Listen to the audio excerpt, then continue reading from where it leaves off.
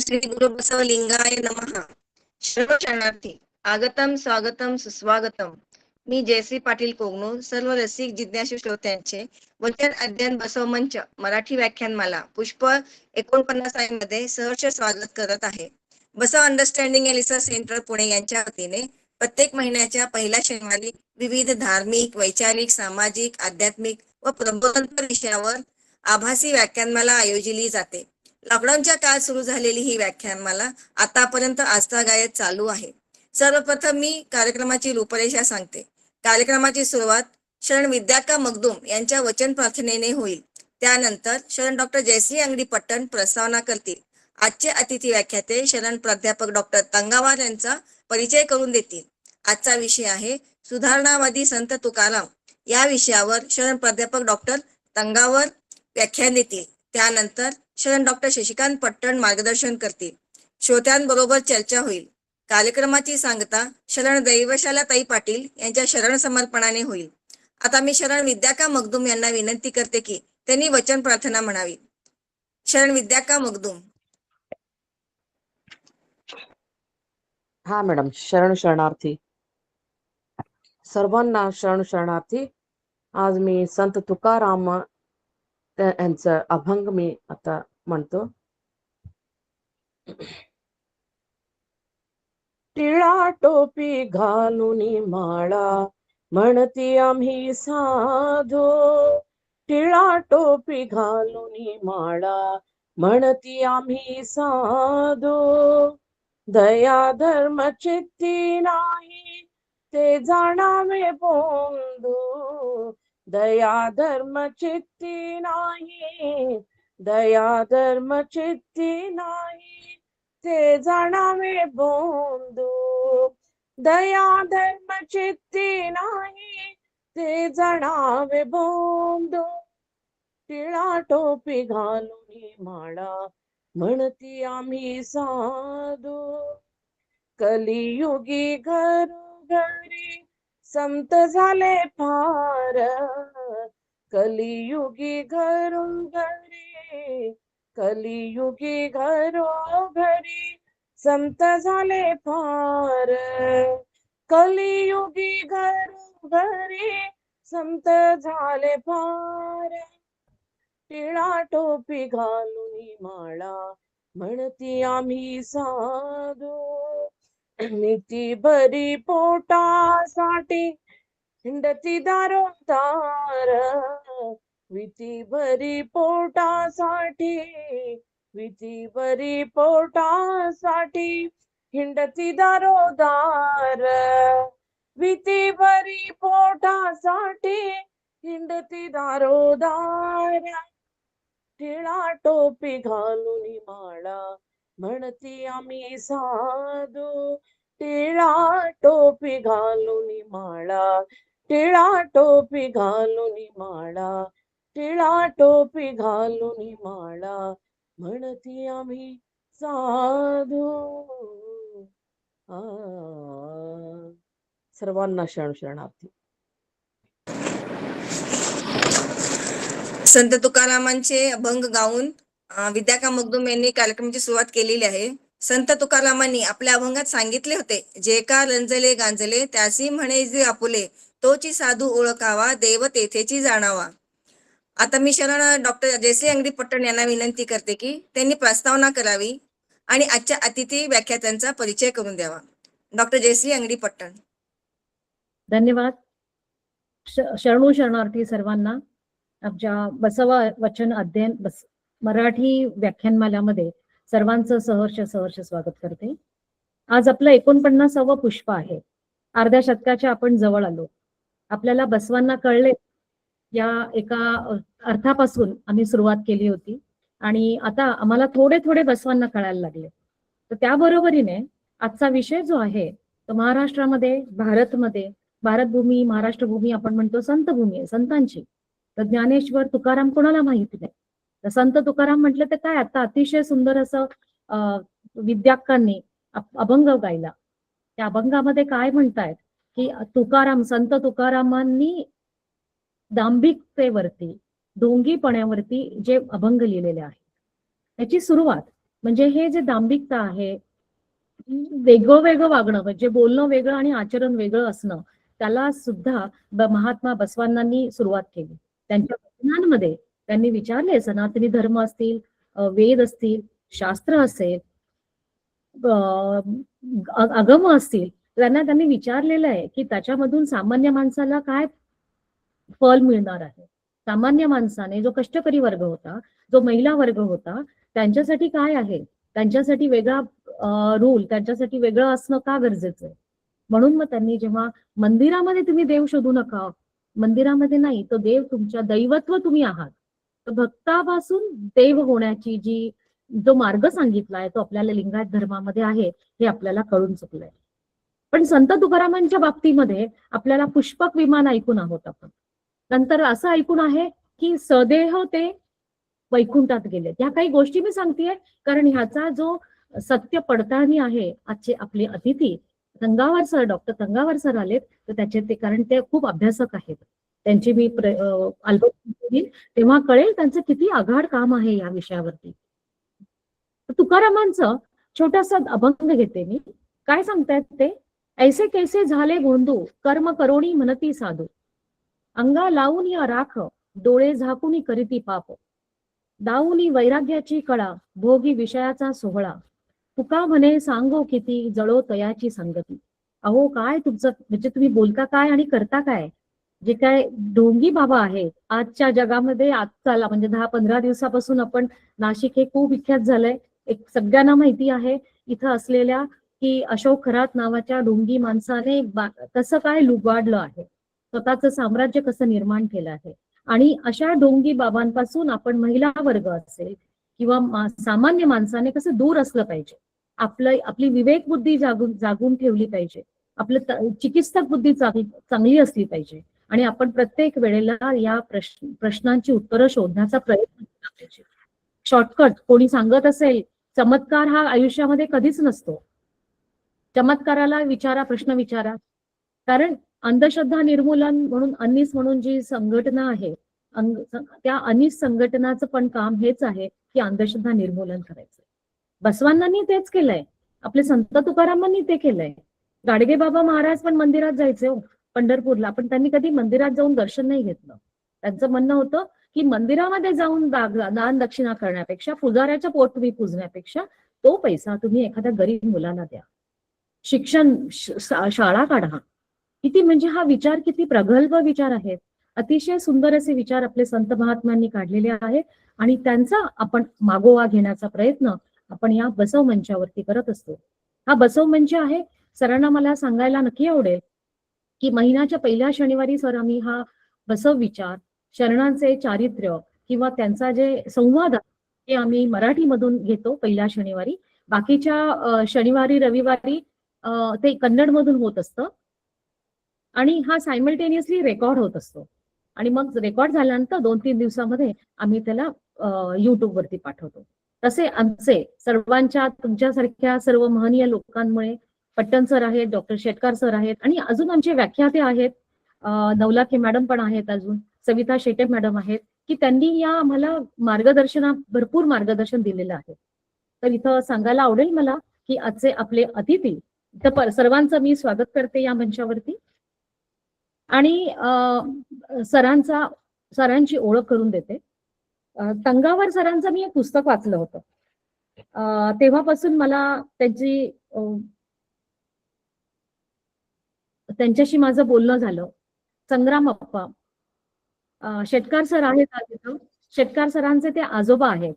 त्यांच्याबद्दल, ते स्वातंत्र्य सेनानी होते आणि त्यांनी कसं उदगीर, लातूर या भागामध्ये, या पट्ट्यामध्ये स्वातंत्र्याची भावना ज्वलंत ठेवण्यासाठी किंवा लोकांना एकत्रित आणून संघटित करून त्यागाची भावना, लढायाची भावना कशी त्यांनी उज्ज्वलित केली, याच्याबद्दल सरांनी पुस्तक लिहिलंय.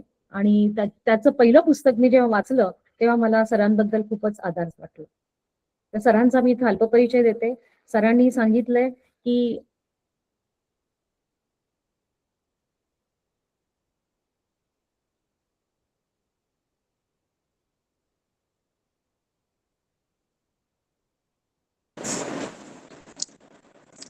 जयश्री पाटील, तुमचा आवाज येत नाही. आणि सरांचा हो चुकून बंद झालं माझ्याकडून.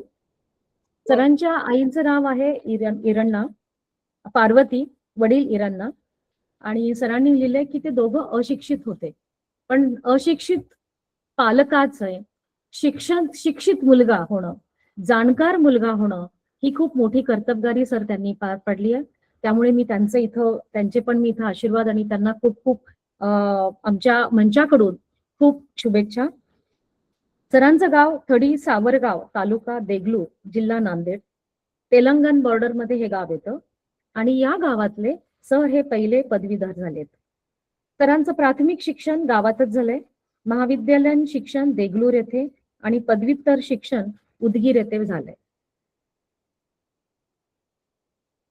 सरांचं MA Marathi, net PhD, BJ CTC, प्रवेशिका प्रथम, गायन व तबला म्हणजे शिक्षणाबरोबर संगीताची सुद्धा सरांना आवड आहे.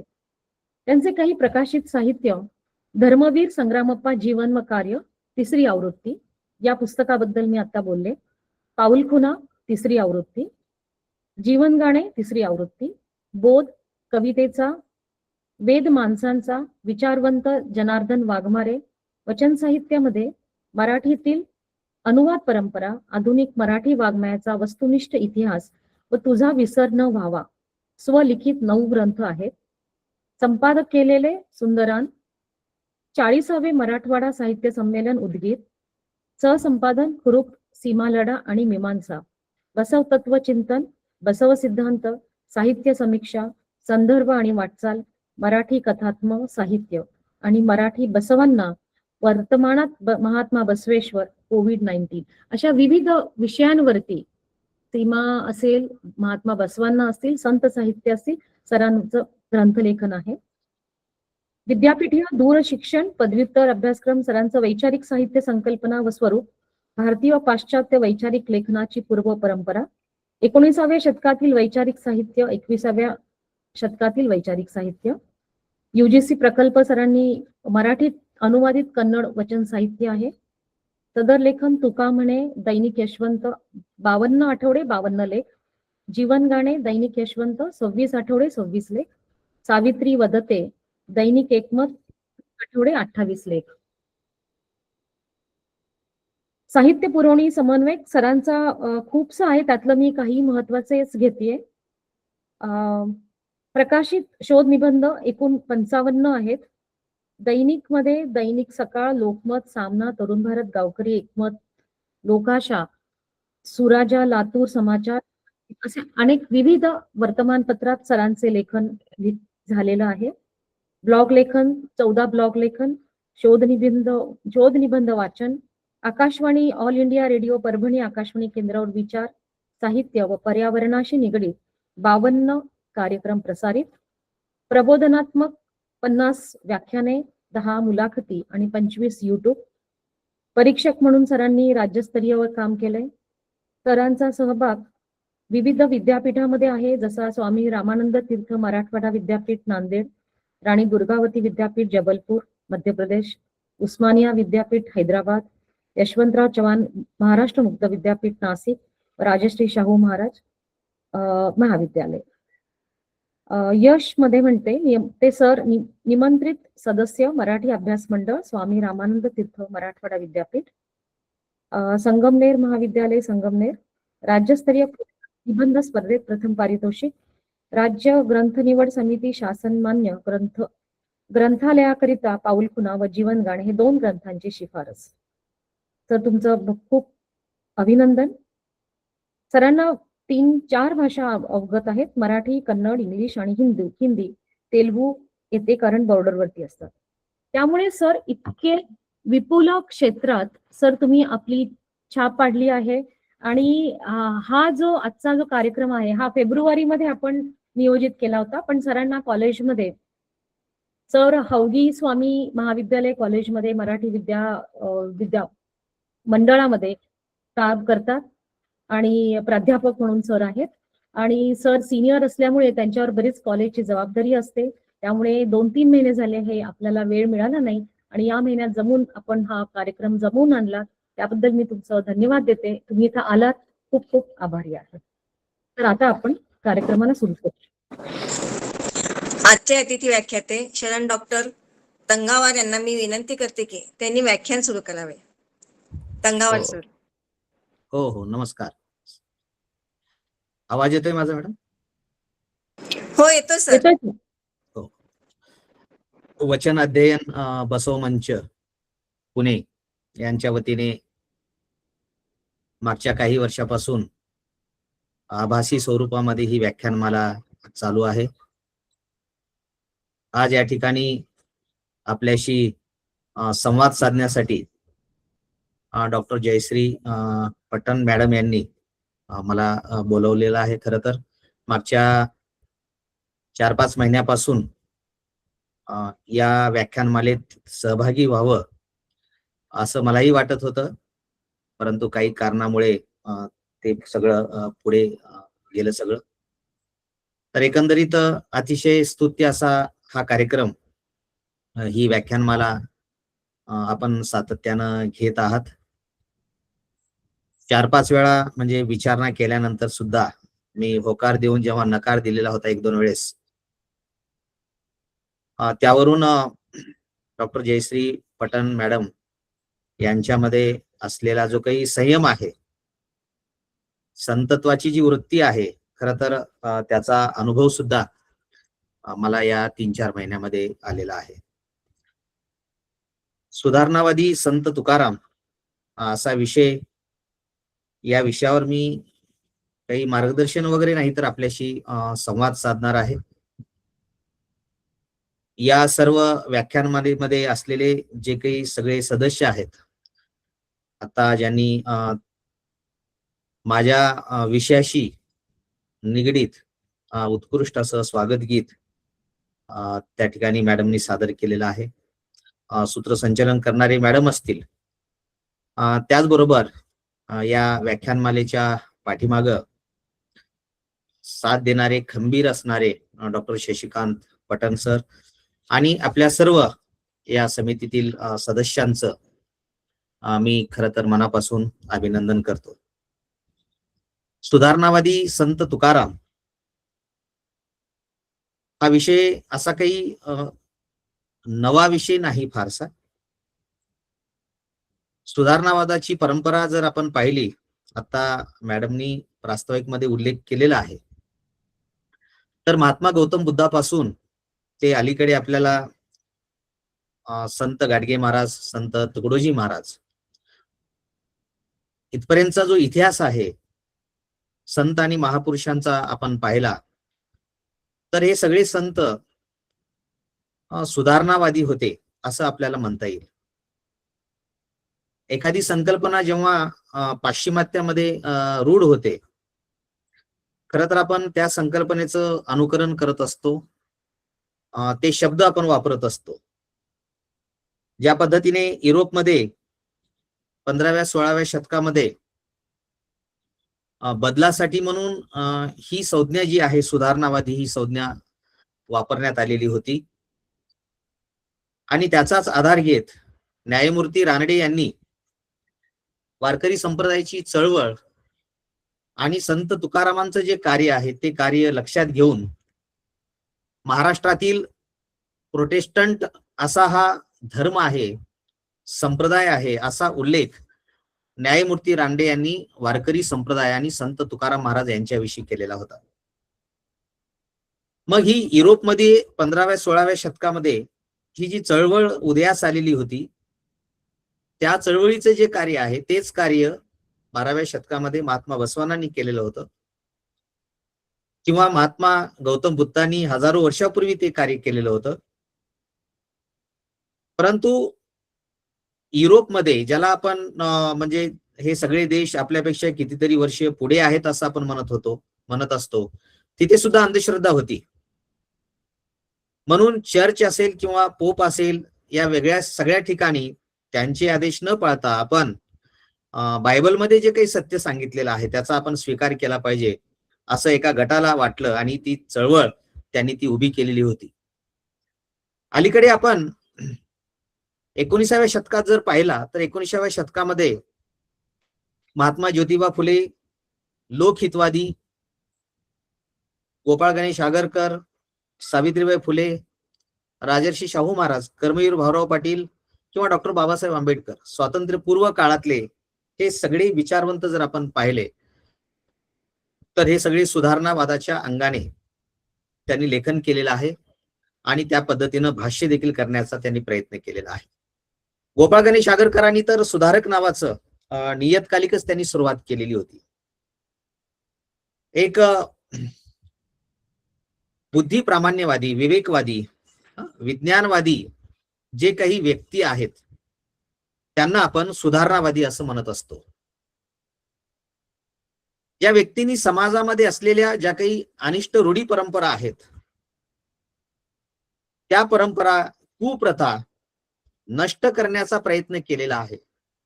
त्या सगळ्या प्रथा संपल्या पाहिजेत आणि एक कल्याणकारी जे राज्य आहे ते राज्य निर्माण झालं पाहिजे असा विचार ज्या ज्या संतांनी, महापुरुषांनी केलेला आहे त्याला आपण सुधारणावादी चळवळीतील महामानव, महापुरुष असे आपण म्हणत असतो. म्हणून ही सुधारणावाद हा जो शब्द आहे तो एक विवेकवादी शब्द आहे, तो बुद्धी प्रामाण्यवादाच्या अंगाने तो जाणारा शब्द आहे, तो संविधानातील मूल्यांचा स्वीकार करणारा तो शब्द आहे, लोकशाहीचा स्वीकार करणारा तो शब्द आहे. जर एक आपण विचार केला की क्रांती आणि सुधारणावाद याच्यामध्ये थोडासा फरक असलेला आपल्याला दिसून येतो. जी काही जुनी व्यवस्था आहे ती पूर्णतः उद्ध्वस्त करणे आणि नष्ट करून टाकणे हे क्रांतीमध्ये अपेक्षित असते. क्रांतीमध्ये तात्काळ बदल अपेक्षित असतो. काही प्रमाणात क्रांती ही हिंसक असते. तर सुधारणावाद तसं नाही. सुधारणावादामध्ये सुधारणावादाची गती ही संत असते, परंतु ती जी गती आहे ती गती शाश्वत असते. ती चिरकाळ टिकून राहणारी ती गती असते आणि ती पूर्णतः मोडतोड करणारी ती गती असत नाही. म्हणजे एखादी जुनी इमारत आहे आणि ती जी जुनी इमारत आहे ती इमारत आपल्याला पूर्णतः पाडायची नाही, तर त्याच्यामध्ये एक सकारात्मक असा थोडासा आपण बदल करायचा आणि त्याला आधुनिक ढाचा देऊन आपण त्याच इमारतीमध्ये जेव्हा राहत असतो त्याला आपण सुधारणावाद असं म्हणत असतो. म्हणून संत तुकाराम महाराजांचा जर आपण विचार केला, खरं तर मध्ययुगीन काळामध्ये म्हणजे 1608 ते 2008 इथे 2008ला संत तुकारामांच्या म्हणजे जन्माला 400 वर्ष पूर्ण झालेले होते. चतुशताब्दी वर्ष 400 वर्ष पूर्ण झाल्याबद्दल भारतामध्ये सगळीकडे अतिशय मोठ्या प्रमाणात साहित्य अकादमी पासून 4 दिवसाचा एक उत्सव साजरा करण्यात आलेला होता. तर मध्ययुगीन काळात अनेक संत झालेले आहेत. खरं तर संत नामदेवांचा जर आपण इतिहास पाहिला तो एक स्वतंत्र असा विषय आहे. त्यांनी समतावादाचा जो पाया आहे महाराष्ट्रामध्ये कशा पद्धतीने घातलेला आहे तो विषय नसल्यामुळे मी त्यावर फारसं भाष्य करणार नाही. मुळात वारकरी संप्रदाय हा समतावादी संप्रदाय आहे. वारकरी संप्रदाय जो लोकप्रिय झालेला आहे त्यामागची अनेक अशी कारणं आहेत. महाराष्ट्रामध्ये अनेक संप्रदाय उदयाला आले. त्यामध्ये नाथ संप्रदाय आहे, वीरशैव संप्रदाय आहे, समर्थ संप्रदाय, दत्त संप्रदाय आहे, सुफी संप्रदाय आहे, नागेश, कितीतरी छोटे मोठे अनेक संप्रदाय आहेत. महानुभाव संप्रदाय आहे ज्यांनी सुरुवातीच्या काळामध्ये खूप महत्वाचं काम केलेलं आहे मराठी साहित्याच्या दृष्टिकोनातून. परंतु या सगळ्या संप्रदायामध्ये लोकप्रियतेचा जो कळस आहे तो कळस वारकरी संप्रदायांनी गाठलेला आहे आणि त्यामाग संत तुकाराम महाराजांचे अभंग हे तितकेच कारणीभूत आहेत. इतर संप्रदायाच्या मानाने जर आपण वारकरी संप्रदायाचा जर विचार केला तर वारकरी संप्रदायामध्ये अनेक बाबतीमध्ये आपल्याला एक शिथिलता असलेली दिसून येते. वारकरी संप्रदायाची आचारसंहिता फारशी कडक नाही. वारकरी संप्रदाय हा खर तर म्हणजे राजाश्रयाने अनेक संघटना अशा आहेत की ते राजाश्रय मिळाल्यानंतर ते मोठे झालेले आहेत. परंतु महाराष्ट्रातला हा महाराष्ट्रापुरता तसं संप्रदाय हा मर्यादित नाही. संपूर्ण भारतामध्ये आजही आपण तेलंगणा, कर्नाटक, मध्य प्रदेश, त्याच्यानंतर गुजरात, या 5-7, 7-8 राज्यामध्ये, दिल्लीमध्ये सगळीकडे जर आपण पाहिलं, खरं तर कर्नाटक आणि तेलंगणामध्ये मी असे अनेक गाव पाहिलेले आहेत. त्या लोकांना म्हणजे त्यांची मातृभाषा ही मराठी नाही, परंतु रात्री मात्र वारकरी संप्रदायातील सर्व संतांचे अभंग त्या ठिकाणी ते म्हणत असतात. म्हणजे वारकरी संप्रदाय हा महाराष्ट्रापुरता तो मर्यादित नाही. त्याचं कारण म्हणजे त्याला मोठ्या प्रमाणामध्ये लोकाश्रय मिळालेला आहे आणि त्यामध्ये अतिशय महत्वाचं योगदान ज्या संतांचं राहिलेलं आहे ते म्हणजे संत तुकाराम. अभंग खरं तर संत तुकारामांच्या पूर्वी सुद्धा अनेकांनी लिहिलेली आहेत. मन्मथ स्वामींनी लिहिलेली आहेत आणि संत नामदेवच्या काळातले कितीतरी वेगवेगळ्या जाती धर्मातले संत आहेत. त्या सगळ्या संतांनी अभंग लिहिलेले आहेत. परंतु ज्या पद्धतीने श्लोक वामनांचा, आर्या मोरोपंताची, ओवी ज्ञानेशांची आपण असं म्हणत असतो, तसं अभंग तुकयाची असं म्हटलं गेलेलं आहे. या वारकरी संप्रदायाचा कळस म्हणून आपण ज्या संतांकडे पाहतो त्या संतांचं नाव आहे संत तुकाराम. एक विधान कुठंतरी एका कार्यक्रमामध्ये एकाने केलेलं होतं, मला नाव आठवत नाही. ते असं म्हणाले की मराठी माणूस आपण कोणाला म्हणावं, महाराष्ट्रीयन माणूस आपण कोणाला म्हणावं. ज्या माणसाला संत तुकाराम महाराजांचा एखादा अभंग माहित आहे तो खऱ्या अर्थाने मराठी माणूस आहे, असं ते विधान त्यांनी केलेलं होतं.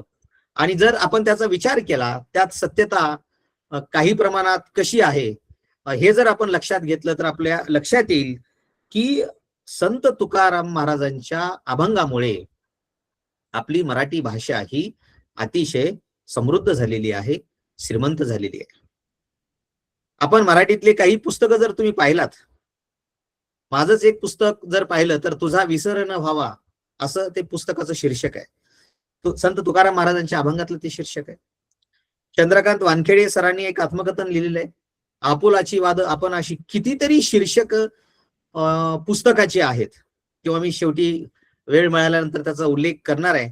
महात्मा ज्योतिबा फुले असतील, डॉक्टर बाबासाहेब आंबेडकर आहेत, महात्मा गांधी आहेत, या सगळ्या म्हणजे लोकांवर, शिवाजी महाराज असतील, यांच्यावर संत तुकाराम महाराजांचा प्रभाव कसा होता आणि ते त्यांच्या साहित्यातून हे कशा पद्धतीनं प्रकट झालेला आहे. तो शेवटचा भाग आपण, वेळ राहिला शिल्लक तर आपण तो भाग पाहणार आहोत.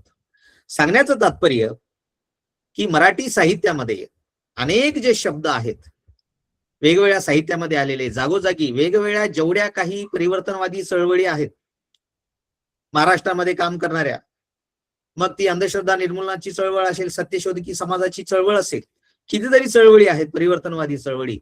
या सगळ्या चळवळीचे काही म्हणजे ब्रीद वाक्य जरी नसले तर या चळवळीच्या सगळ्या कार्यक्रमामध्ये जर आपण पाहिलं तर जागोजागी त्या ठिकाणी संत तुकाराम महाराजांचा उल्लेख केला जातो. त्यांच्या अभंगाचं त्या ठिकाणी गायन केलं जातं किंवा त्यांच्या अभंगावर विवेचन केलं जातं. म्हणून संत तुकाराम महाराजांची ही देण आहे. कारण संत तुकाराम महाराजांचे जे अभंग आहेत, कारण तुकाराम महाराजांनी जे बंड केलेलं आहे ते पहिलं बंड त्यांचं ते भाषिक बंड होतं. तुकाराम महाराजांनी अगदी सोप्या भाषेमध्ये, बोली भाषेमध्ये, ज्यांच्या अभंगाला अनुभवाचे खडे बोल आहेत असं म्हटलं जातं, त्या पद्धतीचे अभंग संत तुकाराम महाराजांनी लिहिलेले आहेत. या विषयावर म्हणजे प्रास्ताविक करत असताना मी संत तुकाराम महाराजांचं चरित्र वगैरे सांगणार नाही, कारण तो एक वेगळा असं स्वतंत्र विवेचनाचा तो विषय आहे. त्यांच्या काही अभंगाच्या आधारे आपण या ठिकाणी त्याचं विश्लेषण आपण करणार आहोत किंवा त्याची चिकित्सा करण्याचा आपण प्रयत्न करणार आहोत. तर संत तुकाराम महाराज हे खऱ्या अर्थाने करते सुधारक होते. सुधारणा करत असताना, कारण सुधारकांची वेगवेगळ्या पद्धतीची व्याख्या केली गेलेली आहे, त्या वेगळ्या संकल्पनेमध्ये सुद्धा आपल्याला जायचं नाही. तुकाराम महाराजांनी जे काही बंड केलेलं आहे, तुकाराम महाराजांनी जी काही परंपरेमध्ये असलेल्या ज्या काही अनिष्ट अशा प्रथा आहेत, ते प्रथा त्यांनी कशा पद्धतीने नाकारलेला आहे. संत तुकाराम महाराजांनी जाती निर्मूलनाचं काम कसं केलेलं आहे, विषमता निर्मूलनाचं काम कसं केलेलं आहे, अंधश्रद्धा निर्मूलनाचं काम त्यांनी कसं केलेलं आहे, आणि स्वातंत्र्य, समता, बंधुता, लोकशाही, या सगळ्या विवेकवाद, या सगळ्या मूल्यांचा स्वीकार संत तुकारामांनी केवळ आपल्या अभंगाच्या माध्यमातून त्यांनी केलेलं नाही, तर त्यांनी ते कृतीच्या माध्यमातून, जेव्हा आपण त्यांच्या चरित्राचा आपण अभ्यास करू, एक दोन संदर्भ आल्यानंतर आपण त्या संदर्भामध्ये बोलणार आहेत, की चरित्र पाहिल्यानंतर आपल्या लक्षात येते की ते कृतिशील अशा पद्धतीचे ते समाज सुधारक होते. जसं गोपाळ गणेश आगरकरांचा मी संदर्भ याच्यासाठी देतो, त्यांनी सुधारक नावाचं नियतकालिक काढलेलं आहे आणि ते आपण सुधारणावादी संत तुकाराम असा विषय आपण घेतलेला आहे. गोपाळ गणेश आगरकर असं म्हणतात की जे इष्ट आहे तेच मी करणार, असं त्यांनी म्हटलेलं आहे. म्हणजे जे योग्य आहे, न्यायपूर्ण आहे, समाजाच्या हिताचं आहे ते मला करायचं आहे.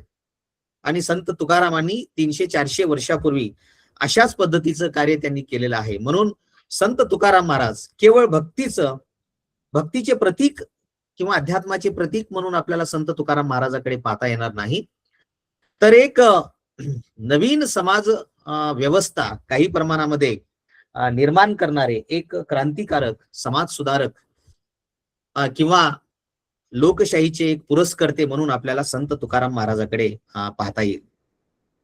म्हणून त्यांचा जो डोळसपणा आहे संत तुकाराम महाराजांचा, तो डोळसपणा त्यांच्या अभंगातून आपल्याला जाणवतो. अगदी सुरुवातीला जो अभंग सादर केलेला होता, खरं तर संत तुकाराम महाराजांचा उल्लेख अंधश्रद्धा निर्मूलन समितीमध्ये सातत्याने होत असतो.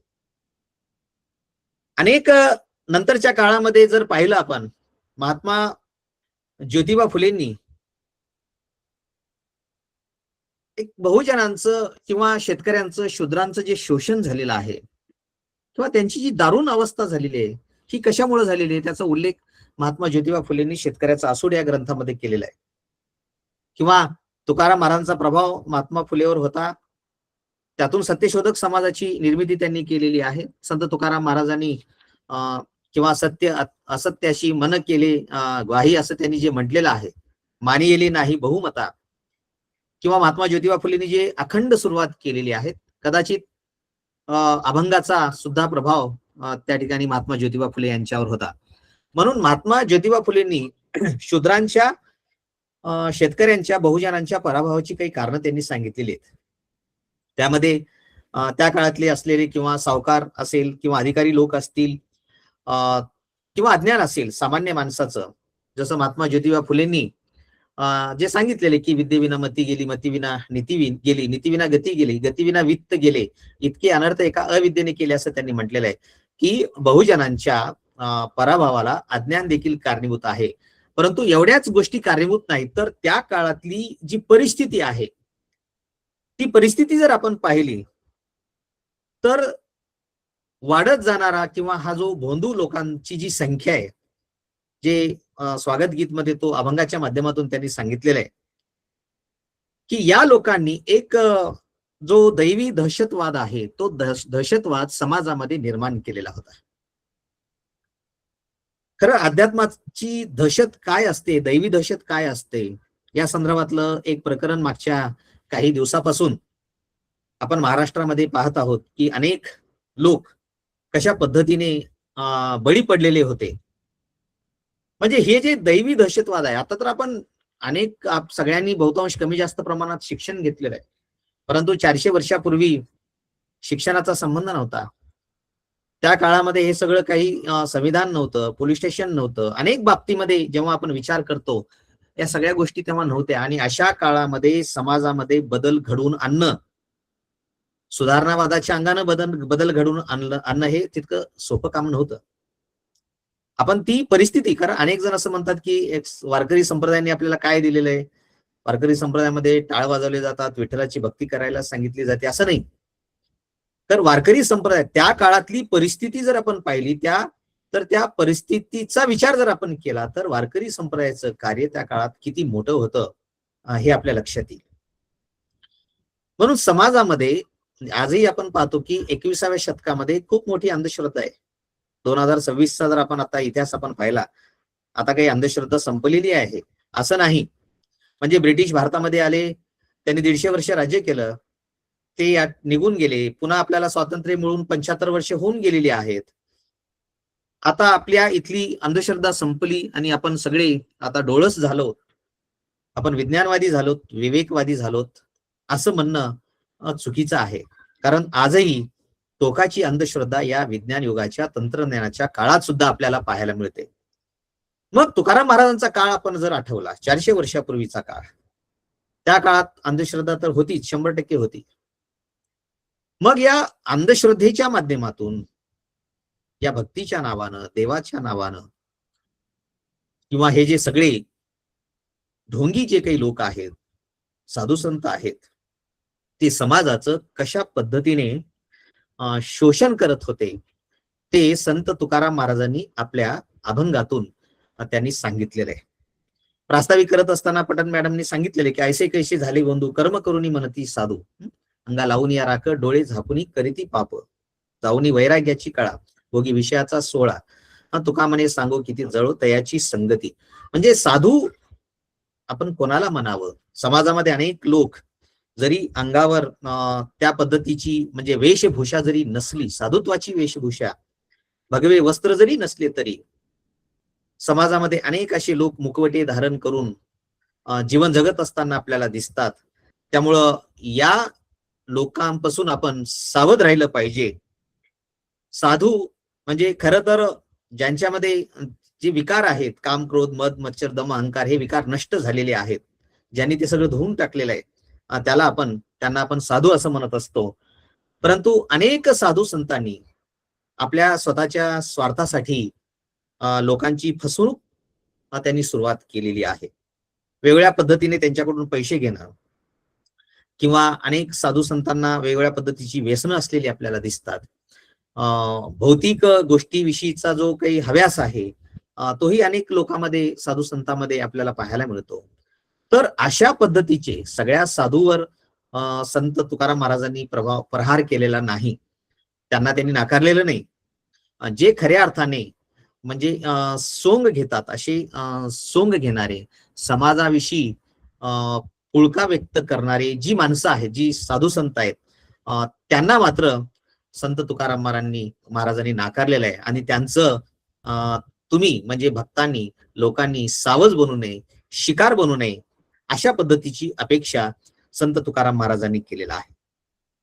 संत तुकाराम महाराजांचा जो म्हणजे विचार किती विज्ञानवादी होता, त्या संदर्भात अनेक अभंग आहेत. आपल्याला माहित आहे की अंगी अनुनिया वारे तया मागत हाती पोरे, किंवा नवसे कन्या पुत्र होती तरी का करणे लागे पती, हे तर अनीस मध्ये सगळ्याच ठिकाणी, समितीमध्ये, नरेंद्र दाभोळकरांनी सुद्धा अनेक पुस्तकामध्ये त्याचा उल्लेख केलेला आहे. मी आता जे एक मुद्दा तुम्हाला सांगितलेला होता, खर तर आज आपल्याला ही नरेंद्र दाभोळकरांनी जो लढा दिलेला होता आणि तो जो कायदा झाला, तो कायदा किती महत्वाचा आहे याची प्रचिती आपल्याला आता या काही घटनेमध्ये सध्या येत आहे. तेव्हा अनेक लोकांनी विरोध केलेला आहे. खरं तर समाजामध्ये असं असते, आपल्याला माहित आहे की जेव्हा महात्मा गांधी ब्रिटिशांच्या विरोधामध्ये उभे होते, तेव्हा सगळे भारतातले लोक महात्मा गांधीजीच्या पाठीमागे होते. परंतु जेव्हा महात्मा गांधीजी स्वकीयांशी काही सांगू इच्छित होते, तेव्हा गांधीजीवर गोळ्या झाडण्यात आलेल्या होत्या. आणि हे अनेक महापुरुषांच्या बाबतीमध्ये, संतांच्या बाबतीमध्ये झालेलं आहे. म्हणून नरेंद्र दाभोळकरांचं आपण पाहतो, कलबुर्गी असेल, गौरी लंकेश असतील, किंवा गोविंद पानसरे आहेत, हा सगळा इतिहास मागच्या काही फार जुना इतिहास नाही, हा 10-15 वर्षातला इतिहास आपल्याला माहित आहे की परिवर्तनवादी विचार म्हणजे या काळामध्ये सुद्धा 21व्या शतकामध्ये म्हणजे स्वीकारणं अनेकांना किती अवघड जात आहे, कठीण जात आहे, हे या काही उदाहरणातून आपल्या लक्षात येईल. म्हणून तुकाराम महाराजांनी श्रद्धेला विरोध केलेला नाही, कारण श्रद्धेचा जो जन्म आहे तो भक्तीतून हा श्रद्धेचा जन्म होत असते आणि भीतीतून अंधश्रद्धेचा जन्म होत असते. मग ही समाजाला भीती दाखवून एक प्रकारची दहशत, हे सगळे जे काही वैद्य असतील किंवा जे काही ज्योतिष असतील, हे सगळे त्या पद्धतीची भीती निर्माण करत होते. त्याला संत तुकाराम महाराजांनी विरोध केलेला आहे. आणि एका अर्थानं तुकाराम महाराजांचा जो हा अभंग आहे, अंगी अनुनिया वारे तया मागताती पोरे, एक अनीस सारख्या चळवळीला प्रेरणा देणारा तो अभंग आहे. लक्षात घ्या, एखादा अभंग एखाद्या चळवळीला किती ऊर्जा देऊ शकते, किती प्रेरणा त्या अभंगामुळे मिळू शकते, याचं उदाहरण म्हणून आपल्याला संत तुकाराम महाराजांच्या या काही अशा सुधारणावादी विचाराकडे, अभंगाकडे आपल्याला पाहता येईल. त्याच पद्धतीने त्यांनी ढोंगी साधू संतांविषयी लिहित असताना आपल्याला सगळ्यांना तो परिचित असलेला अभंग आहे, मुके सांगे ब्रह्मज्ञान जन लोकांची कापितो मान.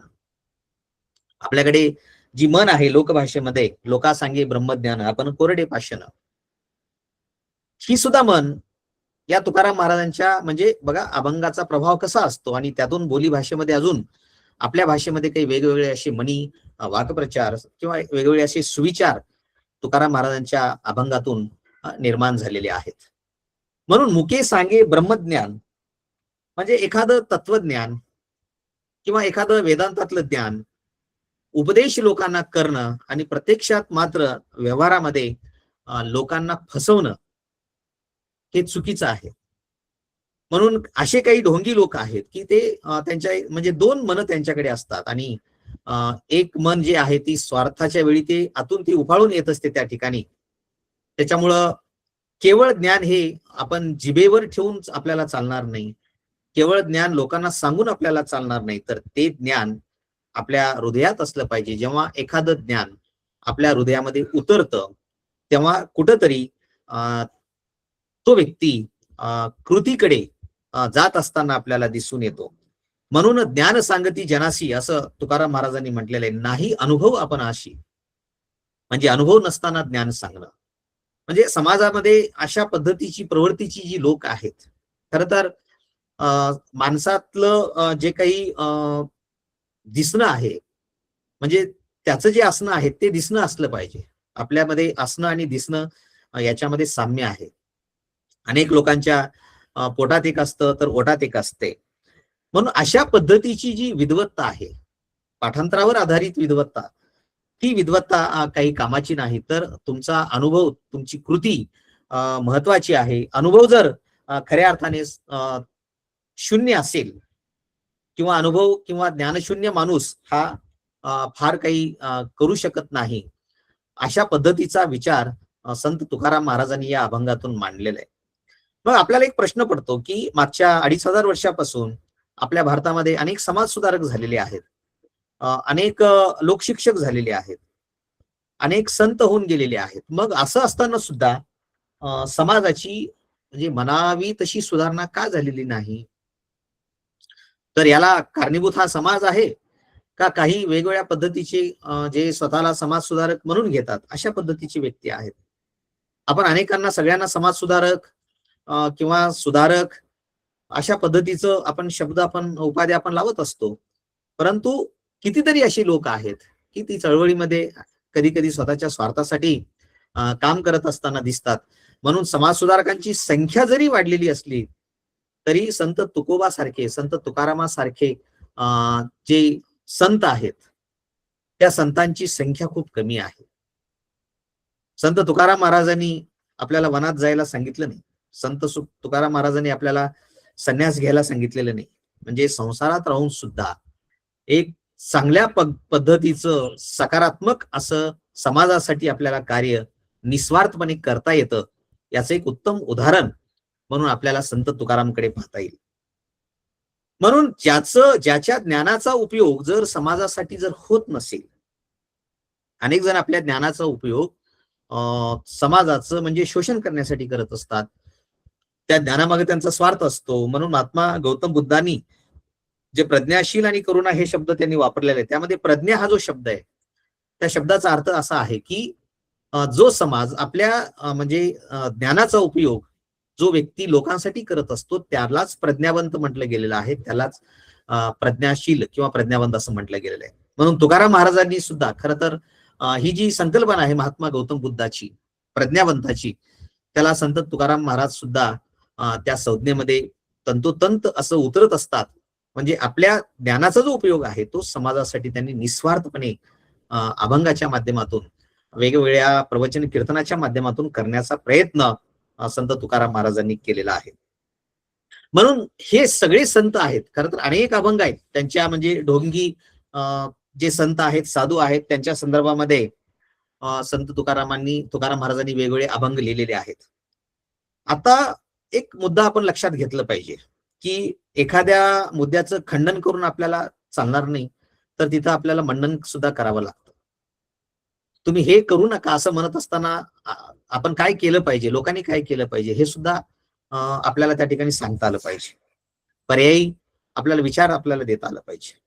म्हणून संत तुकाराम महाराजांनी हे ढोंगी साधू आहे, त्यांचं वर्तन असं आहे, त्यांचा तुम्ही स्वीकार करू नका असंच त्यांनी सांगितलं नाही, तर संत तुकाराम महाराजांनी खरे संत कोणते आहेत जे आतापर्यंत आपण पाहिलं की ते ढोंगी साधू आहेत, ढोंगी संत आहेत, यांच्यामुळं समाज सुधारत नाही, तर यांच्यामध्ये अशा लोकांमुळं समाजामध्ये एक प्रकारची दहशत निर्माण झालेली आहे, भीती निर्माण झालेली आहे आणि त्यातून या समाजाचं शोषण होत आहे, वेगवेगळ्या पद्धतीचं अधपतन होत आहे. म्हणून हे साधू आपल्या कामाचे नाहीत. मग कोणते साधू आपल्या कामाचे आहेत, कोणते संत आपण आपल्या कामाचे आहेत, खरे संत आपण कोणाला म्हटलं पाहिजे हे सुद्धा संत तुकाराम महाराजांनी आपल्या अभंगाच्या माध्यमातून सांगितलेलं आहे. संत तुकाराम महाराज एका अभंगामध्ये असं म्हणतात की तुका म्हणे तोची संत सोशी जगाचे आघात. ज्या संतांमध्ये सहनशीलता आहे, संकटाच्या काळामध्ये जो व्यक्ती विचलित होत नाही, एखाद्यानी स्तुती केली म्हणून खूप असं काही हर्ष उल्हासात आनंदामध्ये तो राहत नाही, कोणी निंदा केली म्हणून ज्याला फारसं काही खेद वाटत नाही, वाईट वाटत नाही, अशा पद्धतीचा ज्याच्यासाठी आपण शब्द स्थित प्रज्ञ असा शब्द वापरत असतो, असा जो व्यक्ती आहे त्याला संत तुकाराम महाराजांनी संत असं म्हटलेलं आहे. सोशी जगाचे आघात. संत तुकाराम महाराजांच्या जीवनातले अनेक प्रसंग जर तुम्ही पाहिलात, त्यांच्या चरित्रावरून तुमच्या लक्षात येईल की काय काय संत तुकाराम महाराजांनी कशा पद्धतीने सहन केलेला आहे. जगाच्या कल्याणात संतांची विभूती देह कष्टविती उपकारे. म्हणजे जगाचा उद्धार झाला पाहिजे, जगाचा कल्याण झाला पाहिजे.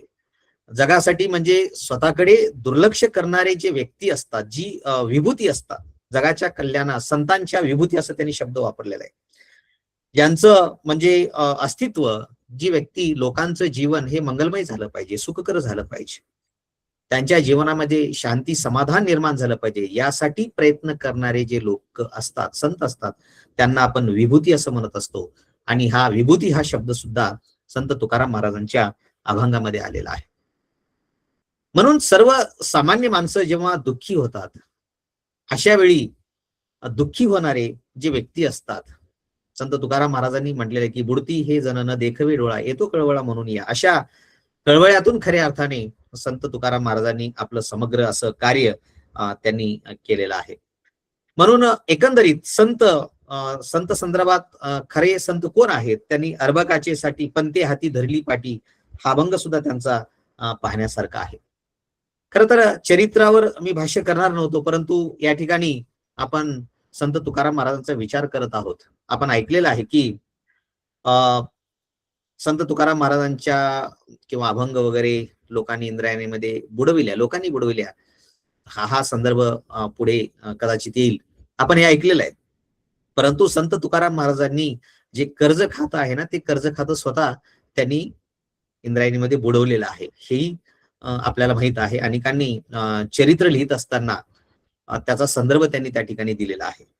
तुकाराम महाराजांच्या घरी म्हणजे एक महाजनकी होती, म्हणजे वडील सुद्धा सावकार होते, दुष्काळ पडलेला होता, हे सगळं आपल्याला माहित आहे. मग अशा काळामध्ये आपण लोकांना दिलेले जे पैसे आहेत, आपल्या वडिलांनी किंवा आजोबा असतील, कुटुंबातले लोकांना दिलेले जे पैसे आहेत, ते पैसे त्यांच्याकडून परत घेणं हे चुकीचं आहे. मागच्या काही दिवसापासून अनेक सावकारावर गुन्हे देखील दाखल केलेले आहेत. सावकाराच्या जाचामुळे अनेक लोक आत्महत्या करतात, हे बातम्या आपण वाचत असतो. खऱ्या अर्थाने ही जी एक कर्जमुक्ती आपण म्हणू, पहिली कर्जमुक्ती संत तुकाराम महाराजांनी 17व्या शतकामध्ये केलेली आहे. म्हणजे ती वैयक्तिक कुटुंबातले पैसे लोकांना दिलेले, ते पैसे आपण परत घ्यायचं नाही. ती वही जर आपण आपल्या जवळ ठेवली तर आपल्या मनामध्ये विचार येईल, माझ्या यांच्याकडे पैसे आहेत, त्यांनी अजून दिलं नाही. तो डोक्यातूनच आपण विचार काढून टाकला पाहिजे. अशा पद्धतीचं एक हे सुद्धा म्हणजे शोषणच आहे. त्यांना अशा काळामध्ये आपण या सगळ्या गोष्टी मागणं, म्हणून ही स्वतःला एक नैतिकतेमध्ये बसून संत तुकाराम महाराजांनी कर्ज खातं जे आहे ते त्यांनी त्या इंद्रायणीमध्ये बुडवलेलं आहे. आणि एक सामाजिक बांधिलकीचा एक नवा जो आदर्श आहे, जी काही शोषणावर आधारित अशी अर्थव्यवस्था आहे, ती अर्थव्यवस्था आपण नाकारली पाहिजे. आणि ते नाकारण्याचं काम संत तुकाराम महाराजांनी प्रत्यक्ष आपल्या कृतीच्या माध्यमातून केलेलं आहे. म्हणून आपण संत तुकाराम महाराजांचा गौरव आपण करत असतो, जागोजागी त्यांचा उल्लेख आपण करत असतो. संत तुकाराम महाराजांनी देवाविषयी सुद्धा भाष्य केलेलं आहे. तुकाराम महाराजांचा देव कसा होता? खर तर ही वेगळी अशी संकल्पना आहे, वेगवेगळ्या अनुभूतीचा असं प्रत्येकाचा तो विषय आहे. वामन मल्हार जोशी यांनी एक कादंबरी लिहिलेली आहे, त्याचं नाव आहे सुशिलेचा देव. सुशिला जेव्हा लहान असते, छोटी असते, तेव्हा ती आपल्या चिखलापासून मूर्ती तयार करते, देवाची मूर्ती, आणि ती खेळत बसते. देवाला ती नमस्कार करते, चिखलाच्या मूर्तीला. एका दिवशी तिचा मित्र येतो, सगळे लहान आहेत ते, आणि तो चिखलाची मूर्ती घेऊन काय करत असतो की एका पाण्यामध्ये सगळं टाकून टाकतो. सुशिलेला वाईट वाटतं. ती ऐकलेली आहे की देव असतो, देव अशा पद्धतीचा असतो, देवाविषयी आदर असला पाहिजे आपल्या मनामध्ये, देवाची एक भीती असते, त्यामुळे देवापुढे आपण वंदन केलं पाहिजे, देवापुढे आपण हात जोडलं पाहिजे. देवापुढे हात जोडल्यानंतर क्रांती होत नाही हे आपल्याला माहित आहे. परंतु सुशिला ही, त्या कादंबरीतली सुशिला ही लहान होती. मग तिला आश्चर्य वाटते की आपल्या मित्रांनी आपण चिखलापासून जे देव तयार केलेले आहेत ते सगळं त्यांनी टाकून दिलेलं आहे, आणि देव तर त्याला काहीच करत नाही.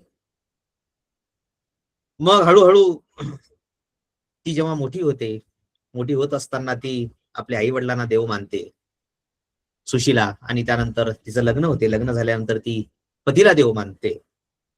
आणि जेव्हा ती समाजामध्ये फिरते, समाजाचं जेव्हा ती निरीक्षण करते, कारण आपल्याला डोळे आहेत, परंतु आपल्याकडे डोळस पण आहे, दृष्टी आहे, असंही आपल्याला म्हणता येत नाही. फार कमी लोक असतात की ज्यांना दृष्टी असते. सगळ्यांना डोळे असतात, परंतु सगळ्यांना दृष्टी असू शकत नाही.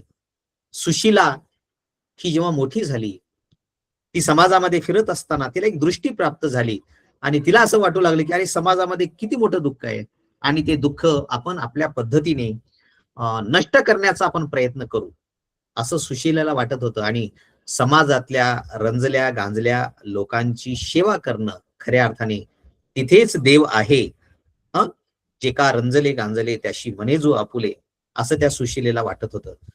म्हणून तुकाराम महाराजांचा जो देव आहे, आपण जर त्यांचे अनेक अभंग आहेत, तीर्थी धोंडा पाणी देव रोकडा सज्जनी, म्हणजे देव आपल्याला या तीर्थयात्रेच्या माध्यमातून मिळणार नाही.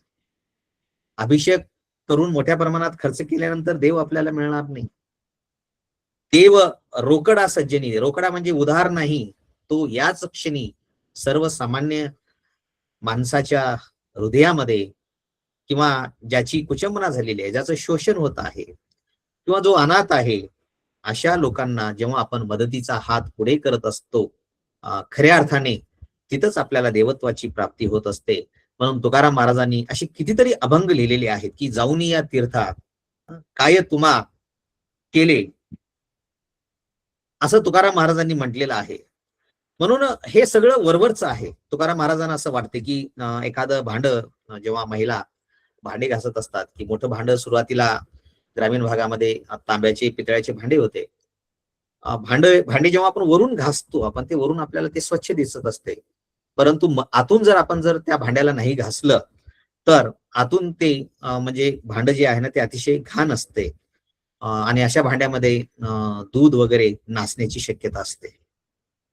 म्हणून बाहेरून आपल्याला केवळ अशा पद्धतीने चमकून आपल्याला चालणार नाही. तुकाराम महाराजांनी असं म्हटलेलं आहे की बघा किती म्हणजे तुकाराम महाराजांचा बुद्धिवादी विचार होता. सुधारणावादामध्ये बुद्धिवाद अपेक्षित आहे, विवेकवाद अपेक्षित आहे. की तुकाराम महाराजांनी म्हटलेले की देव आहे अंतर्यामी, व्यर्थ हिंडे तीर्थ ग्रामी, असं तुकाराम महाराजांनी म्हटलेलं आहे. म्हणजे देव गुहेत नाही, मंदिरात नाही. आणि आपल्याला माहित आहे की आपण जी चळवळ सगळ्यांनी आपण चालवतो, महात्मा बसवण्णांनी सुद्धा देह हाच म्हणजे आपला देवालय आहे असं त्यांनी म्हटलेलं आहे. म्हणजे अंतरंग शुद्धी त्यांनी महत्वाचं म्हटलेलं आहे बाह्यरंग शुद्धीपेक्षा. त्यामुळं तुकाराम महाराजांनी सुद्धा देव आहे अंतर्यामी असं त्यांनी म्हटलेलं आहे. जो भावगीत आहे की तुझ्यात राम माझ्यात राम सर्वामूर्ती राम रे, जगात करी तू प्रेमच केवळ कुणी वेगळा नाही रे. अशा पद्धतीने जसं वारकरी संप्रदायामध्ये आपण पाहतो, किती श्रीमंत माणूस असो, कोणी असो तो, जेव्हा एखादा कीर्तनकार त्या ठिकाणी उभं राहतो गरीब असलेला, किंवा एखादा वारकरी आहे खेड्यातला शेतामध्ये काम करणारा मजुरी करणारा, जेव्हा तो विना घेऊन उभं राहतो तेव्हा सगळेजण त्या ठिकाणी नतमस्तक होत असतात. एकमेकाला भेटल्यानंतर ते काय चालले माऊली म्हणत असतात. एकमेकाला भेटल्यानंतर ते एकमेकांच्या पाया पडण्याचा ते प्रयत्न करत असतात. अशा पद्धतीचा हा जो संप्रदाय आहे, या संप्रदायाला, या संप्रदायाची जी वारसा आहे ते अतिशय समर्थपणे आणि डोळस दृष्टीने पुढे नेण्याचं काम संत तुकाराम महाराजांनी आपल्या अभंगाच्या माध्यमातून, कृतीच्या माध्यमातून त्यांनी केलेला आहे. म्हणून देवत्वाची जी खूण आहे, तीर्थ यात्रा किंवा दगड, कारण जसं मानव संप्रदायामध्ये सुद्धा सांगितलेलं आहे की त्यांनी ईश्वर आणि देवता या त्यांनी वेगळ्या मानलेल्या आहेत. त्यांचं असं म्हणणं आहे की कोणीतरी ईश्वर हा एक आहे, तो निसर्ग असेल, एखादी शक्ती असेल, परंतु देवता या अनेक देवता माणसांनी निर्माण केलेले आहेत. जागोजागी अनेक देवता माणसांनी आपल्या सुखासाठी असेल, स्वार्थासाठी असेल, त्या देवता माणसांनी निर्माण केलेल्या आहेत. मग माणसांनी निर्माण केलेल्या ज्या देवता आहेत त्या देवता माणसाचा उद्धार कसा करू शकतात, हा प्रश्न सुद्धा मानव संप्रदायातल्या चक्रधर स्वामींनी असतील किंवा संत तुकाराम महाराजांनी उपस्थित केलेला आहे. म्हणून देवापुढे हात करून एखादा प्रश्न आपला मिटतोच असं नाही, समाजाची सुधारणा होतीच असं नाही, किंवा समाजामध्ये बदल होतोच असा नाही. तर त्याच्यासाठी प्रत्यक्ष आपल्याला समाजात जावं लागतं, त्या पद्धतीचं लोकांचं प्रबोधन आपल्याला करावं लागतं. आणि हे काम संत करत असतात. म्हणून तुकाराम महाराजांनी दया क्षमा शांती तिथे देवाची वस्ती असं जे म्हटलेलं आहे की सर्व प्राणी मात्राविषयी खरं तर प्रेम आपल्या मनामध्ये असलं पाहिजे, आपल्या मनामध्ये राग असता कामा नये, आणि आपली जी वृत्ती आहे ती समाधानी असली पाहिजे. देव नसे मूर्ती असं सुद्धा एक वचन संत तुकाराम महाराजांचं आहे. असे हे संत तुकाराम महाराजांचा देव हा सुद्धा एक स्वतंत्र असा विषय आहे. आणि तिथे सुद्धा संत तुकाराम महाराज हे सुधारणावादी कसे होते याचा प्रत्यय त्या ठिकाणी आपल्याला यायला लावतो. संत तुकाराम महाराजांनी खरं तर समतेची शिकवण आपल्याला दिलेली आहे. भक्तीमध्ये आपण कोणाचीही कुळ जात पाहता कामा नये. भक्तीमध्ये आपण खरं तर भाव आपण पाहिला पाहिजे असं संत तुकाराम महाराजांनी म्हटलेलं आहे. म्हणून त्यांचा जो एक अभंग आहे की विष्णुमय जग वैष्णवांचा धर्म, भेदाभेद ब्रह्म अमंगळ, अशा पद्धतीने आपण एकमेकांमध्ये आपल्या मनामध्ये द्वेष असता कामा नये, आपण भेदभाव आपण करू नये, आपण सगळे समान आहोत. एखाद्याला जर आज दुःख झालेलं असेल तर तशाच पद्धतीचं दुःख इतरांना पण होऊ शकते, मला पण होऊ शकते. म्हणून आपण त्या दुःखाशी एकरूप झाले पाहिजे, समरूप झालं पाहिजे. आणि आपला जो धर्म आहे वैष्णवांचा धर्म असं त्यांनी जे धर्म म्हटलेला आहे, हा धर्म म्हणजे अशा पद्धतीने आपण जे वेगवेगळे धर्म सांगतो आपण, ख्रिश्चन, मुस्लिम, हिंदू वगैरे, जैन, अशा पद्धतीचा तो धर्म नाही, बौद्ध. तर चांगल्या पद्धतीने उत्कृष्ट असं जीवन जगण्याची जी कला आहे त्याला धर्म असं म्हटलं गेलेलं आहे. आपण चांगल्या पद्धतीचं आपण जीवन जगलं पाहिजे. आणि हे माझं, हे तुझं, हे आपण विसरलं पाहिजे. म्हणून त्यांनी एक अभंग बघा, तुकाराम महाराजांच्या काळामध्ये सुद्धा गटतट होते, तेव्हा सुद्धा वाद होते, तेव्हा सुद्धा हे म्हणजे माझा देव श्रेष्ठ, तुझा देव श्रेष्ठ, माझी जात श्रेष्ठ, तुझी जात श्रेष्ठ, हे तुकाराम महाराजांच्या काळामध्ये होतं. म्हणूनच तुकाराम महाराजांनी जो अभंग लिहिलेला आहे, हरिहरा भेद नाही करू नये वाद, असं संत तुकाराम महाराज म्हणतात. बघा, समतेची जी शिकवण आहे, हरी विठ्ठल पांडुरंग, हर शंकर, म्हणजे हे सगळे एकाच हृदयाचे आहेत. त्याच्यामुळे त्याच्यामध्ये आपण भेद करू नये. उजवे डावे जे काही वामांग आहे, फक्त हरी आणि हर मध्ये एक वेलांटी जी आहे, तो वेलांटीचा तो त्या ठिकाणी फरक आहे. म्हणून हरी आणि हर हे एकच आहेत, त्या संदर्भामध्ये आपण वाद करून येते. एकाच म्हणजे शरीराचे ते दोन अंग आहेत, दोन बाजू आहेत असं सांगून संत तुकाराम महाराजांनी त्या काळामध्ये संप्रदायामध्ये किंवा अध्यात्मामध्ये जो काही वाद निर्माण झालेला होता तो वाद संपला पाहिजे, तो वाद नष्ट झाला पाहिजे, यासाठीचं जे प्रबोधन आहे ते प्रबोधन संत तुकाराम महाराजांनी केलेलं आहे. संत तुकाराम महाराज हे सुधारणावादी होते. हे खरं तर त्यांचा एक स्वतंत्र विषय आहे की पर्यावरणाच्या संदर्भामध्ये सुद्धा आपल्याला तो अभंग वृक्षवल्ली आम्हा सोयरे वनचेरे हे आपल्याला अभंग माहित आहे की शाश्वत विकास जो आहे तो विकास या पर्यावरणाच्या माध्यमातून होऊ शकतो. म्हणून भूतदया गायी पशुचे पालन असं संत तुकाराम महाराजांनी म्हटलेलं आहे की कोण्याही जीवाचा न घडो मत्सर वर्म सर्वेश्वर पूजनाचे. प्राण्याविषयी द्वेष आपण बाळगता कामा नये. प्राण्याविषयीचा एक दयाभाव आपल्या मनामध्ये असला पाहिजे. हा सुद्धा पर्यावरणाच्या संदर्भातला एक विचार त्यांनी मांडलेला आहे. सगळ्यात एक सुधारणावादाच्या अंगाने जाणारा महत्वाचा जो भाग आहे संत तुकाराम महाराजांचा तो म्हणजे जे लोक म्हणजे स्वतःला पंडित समजतात, विद्वान समजतात, त्या लोकांना संत तुकाराम महाराजांनी नाकारलेलं आहे. अलीकडे आपण पाहतो की बाबासाहेब आंबेडकरांची जी चळवळ आहे ती चळवळ वेदना, विद्रोह आणि नकार यातून ती चळवळ उभी राहिलेली आहे. संत तुकाराम महाराजांना सुद्धा वेदना झालेल्या आहेत. संत तुकाराम महाराजांनी सुद्धा आपल्या अभंगाच्या माध्यमातून एक रचनात्मक विद्रोह, बंड, नवनिर्माणासाठी त्यांनी उभं केलेलं आहे. आणि काही गोष्टी संत तुकाराम महाराजांनी नाकारलेले देखील आहे. म्हणून वेदना, विद्रोह आणि नकार हे जे त्रिसूत्री 3 शब्द आहेत ते 3 शब्द आपल्याला तुकाराम महाराजांच्या केवळ अभंगात नाही तर त्यांच्या जगण्यातून सुद्धा आपल्याला पाहायला मिळतात. म्हणून तुकाराम महाराजांनी जो एक अभंग लिहिला त्या अभंगावर खूप मोठी चर्चा लोक करतात, त्याच्यावर वादविवाद पण होत असते. तुकाराम महाराजांनी जे म्हटलेलं आहे की वेदांचा तो अर्थ अमाशीस ठावा इतरांनी व्हावा भार माथा. म्हणजे त्यांनी काय म्हटलेलं आहे की ज्या पद्धतीने घोडे आहेत, उंट आहेत, गाढव आहेत ते आपल्या पाठीवरून ओझे नेत असतात परंतु वाहून नेत असतात, त्याचा उपयोग मात्र त्यांच्यासाठी काही फारसा होत नाही. म्हणून माणसाचं जे अंतकरण आहे आपण भाराभार पाठांतर करून एखादं मंत्र वगैरे करून अनेक मंत्र असं म्हणून जप करून वगैरे काही अर्थ नाही, त्याला काही अर्थ नाही. कारण आपलं अंतकरण जर शुद्ध नसेल, एखाद्या वेळेस आपल्याला एखादा मंत्र नाही आला तरी चालेल, एखादा अभंग आपल्याला पाठ नाही तरी चालेल, एखाद्या शब्दाचा उच्चार आपल्याला शुद्ध करता येत नसलं तरी चालेल, मात्र आपला भाव मात्र अंतकरण हे शुद्ध असलं पाहिजे. सर्वसामान्य माणसाविषयी दयाभाव आपल्या मनामध्ये असला पाहिजे असं संत तुकाराम महाराजांना वाटत होतं.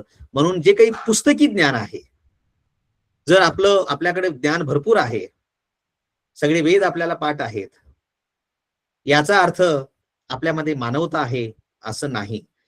म्हणून ही जी काही धार्मिक क्षेत्रातली जी मक्तेदारी आहे ती मक्तेदारी मोडून काढण्यासाठी संत तुकाराम महाराजांनी वेदांचा तो अर्थ अमाशीस ठावा असं म्हटलेलं आहे. आणि एका अर्थानं त्या काळातली ही जे काही उच्चवर्णीय लोक होते, जे स्वतःला पंडित समजत होते, त्यांना एक प्रकारचं आव्हान, चॅलेंज संत तुकाराम महाराजांनी या ठिकाणी दिलेलं आहे. म्हणून तुकाराम महाराजांचे अभंग इंद्रायणीमध्ये बुडविले असं जे म्हटलं जातं ना, त्यामागचं काही वेगवेगळी अशी कारणं आहेत. त्यांनी त्या काळातल्या अशा पंडितांना आव्हान दिलेलं होतं. बोली भाषेमध्ये म्हणजे तुकोक्तीला लोकोक्तीचं स्वरूप प्राप्त झालेलं आहे. लोकभाषेमध्ये संत तुकाराम महाराजांनी अभंग लिहिलेला आहे. म्हणजे एका अर्थाने हे भाषिक बंड तुकाराम महाराजांनी केलेलं होतं. आणि ही जी मोनोपॉली आहे, लोकांची जी मिराजदारी आहे, ते तुकाराम महाराजांनी नाकारलेलं होतं. तुकाराम महाराजांनी अंधश्रद्धा निर्मूलन, जाती निर्मूलनाचं काम त्यांनी केलेलं होतं. याचा अर्थ वेदांचा तो अर्थ अमाशीस ठावा म्हणजे तुकाराम महाराजाचा अहंकार होता असा नाही. ते उद्धटपणे म्हटलेले होते, त्यांचा घमेंड होता किंवा असं आपल्याला म्हणता येणार नाही. तर एक त्या पाठीमागे सुद्धा एक विनम्र, नम्रतापूर्वक असा प्रकारचा जो अभिमान आहे, अभिमान आणि अहंकार याच्यामध्ये फरक आहे. फक्त म्हणजे मीच करू शकतो हा अहंकार झाला, मी करू शकतो हा अभिमान झाला. म्हणून वेदांचा तो अर्थ अमाशीस ठावा म्हणजे आम्हाला पण ठावा आहे वेदांचा अर्थ. अशा पद्धतीने तुकाराम महाराजांनी जे म्हटलेलं आहे या अभंगाच्या माध्यमातून, म्हणजे ज्ञान ही काही कोणाची मक्तेदारी नाही, तर सर्वांना ज्ञानाचा अधिकार मिळाला पाहिजे. सर्वांनी ज्ञानाचं ग्रहण केलं पाहिजे. सर्वांनी अभंग लिहिली पाहिजेत. सर्वांनी भजन कीर्तन केलं पाहिजे. म्हणून ही वर्णव्यवस्थेला नाकारण्यासाठी संत तुकाराम महाराजांनी हा अभंग त्यांनी त्या ठिकाणी लिहिलेला आहे. म्हणून ज्ञानाची आणि जी काही गुणवत्ता आहे ती कोणाची मक्तेदारी नाही, तर सामान्य माणूस सुद्धा खऱ्या अर्थाने या सगळ्या गोष्टी तो मिळू शकतो. अशा पद्धतीचं जे बंड आहे त्याला आपण रचनात्मक असा विद्रोह म्हणू. तो विद्रोह संत तुकाराम महाराजांनी आपल्या अशा काही अभंगाच्या माध्यमातून त्यांनी केलेला आहे. संत तुकाराम महाराजांनी खरं तर नैतिकतेचे धडे समाजाला दिलेले खूप अभंग आहेत. मी शेवटी एक 5-10 मिनिटांमध्ये या सगळ्या गोष्टीचा समारोप मी करेन. नैतिक मूल्याची शिकवण संत तुकाराम महाराजांनी समाजाला दिलेली आहे. त्याच्यात अनेक अभंग आहेत. मी एक फक्त अभंगाचं उदाहरण आपल्याला देतो. तो अभंग आपल्याला सगळ्याला माहित आहे. म्हणून जोडो निया धन उत्तम व्यवहारे उदास विचारे वेच करी. की एखादी म्हणजे संपत्ती, खरं तर म्हणजे या घटना काही ठिकाणी लिहिलेल्या आहेत, ऐकू आहेत की शिवाजी महाराज संत तुकाराम महाराजांना भेटले आणि भेटल्यानंतर त्यांनी सांगितलं की मग काही तुम्हाला हिरे वगैरे अशा काही गोष्टी त्यांनी त्या ठिकाणी देण्याचा प्रयत्न केला. आणि तेव्हाच मग संत तुकाराम महाराजांनी सोने किंवा सगळे आम्हाला मृत्तिके समान आहेत, आम्हाला ते माती समान आहे, सोनं नाणं वगैरे याचं आम्हाला महत्व नाही, अशा पद्धतीने काही अभंग संत तुकाराम महाराजांनी सुद्धा लिहिलेले आहेत. म्हणून एखादा म्हणजे व्यवसाय आपण कसा केला पाहिजे.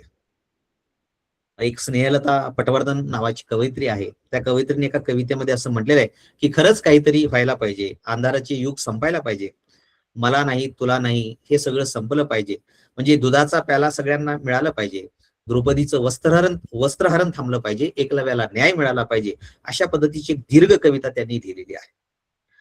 म्हणजे एकीकडे आपण म्हणतो की गरीबी होत चाललेला आहे, श्रीमंत होत चाललेला आहे, आणि यामागची कारणं आपल्याला सगळ्यांना माहित आहेत.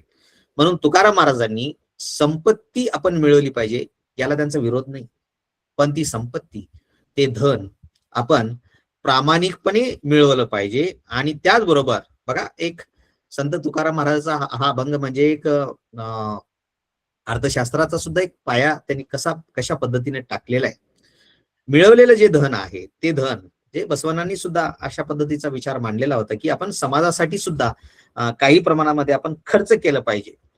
म्हणजे पैसा आपण कसं कमवावा आणि त्या पैशाचा वापर आपण कसा करावा, बघा हा सिद्धांत संत तुकाराम महाराजांनी जोडून या धन उत्तम व्यवहारे उदास विचारे वेच करी या अभंगात त्यांनी मांडलेले. आणि या अभंगामध्ये खूप असे मूल्य, जे नैतिक मूल्य आपण ज्यांना आपण म्हणत असतो की आपण परोपकार आपण कसा असला पाहिजे, स्त्रियांचा आदर आपण कसा केला पाहिजे, प्राणी मात्राविषयीची दया आपल्या मनामध्ये कसं असली पाहिजे, आपण ज्येष्ठांचा आदर आपण केला पाहिजे, त्याचबरोबर ताणलेल्या माणसाला आपण पाणी दिलं पाहिजे, असे कितीतरी विचार या अभंगाच्या माध्यमातून त्यांनी मांडलेला आहे. शेवटी आपण पाहतो की पैशाशिवाय काही होत जरी नसलं तरी पैसा महत्वाचा आहे असं आपण म्हणत असतो. एक छोटीशी मी 1-2 मिनिटांमध्ये गोष्ट तुम्हाला सांगतो. एक रूपक कथा आहे वि स खांडेकर यांची, आणि त्या कथेचं नाव आहे मोत्याची पीक. जे पाणबुडी असतात समुद्रामध्ये फिरणारे, आणि ते जे काही पाणबुडे ते एका दिवशी प्रार्थना करतात निसर्गाला, देवाला, ईश्वराला किंवा वरुण देवतेला. ते प्रार्थना करतात की वरुण देवता, प्रत्येक वर्षी मृग नक्षत्रामध्ये मगाला पाणी पडतो, पाऊस पडला की मग त्या ठिकाणी सगळे खरीपातले पीक येत असतात, जोंधळे येत असतात किंवा तांदूळ येत असते. हे तर दरवर्षी होत असते, परंतु ते क्षणभंगूर आहे, ते काही काळ टिकत नाही ते. मग यावर्षी काय कर, बघा ते पाणबुडे वरुण देवतेला प्रार्थना करतात की यावर्षी मृगाचा पाऊस पडू नको, मगाचा पाऊस पडू नको, तर यावर्षी स्वातीचा पाऊस पडू दे. आणि स्वातीचा पाऊस पडल्यानंतर ते पाऊस शिंपल्यात पडतील आणि त्याचे मोती होतील, हिरे तयार होतील.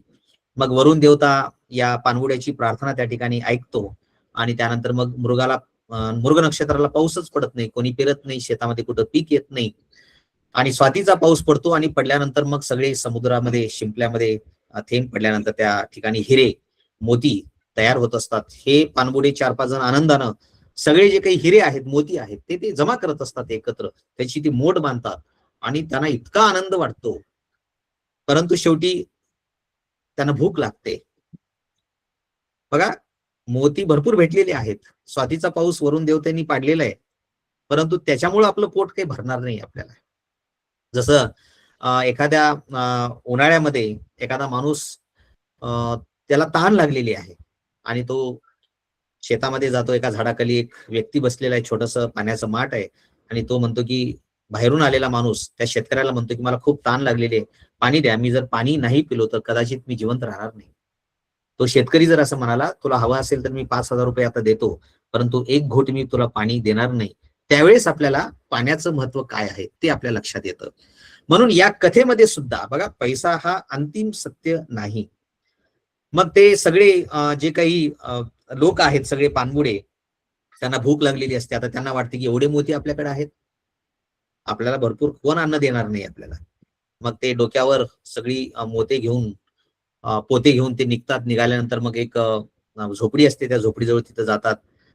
मग हातामध्ये एक हिरे घेतात, मोती मुठीत घेतात आणि त्या झोपडीमध्ये एक आजी असते. आजीला म्हणतात, बाहेर एक वासरू आहे, गाय आहे. ते गाय त्या वासरूला चाटत आहे.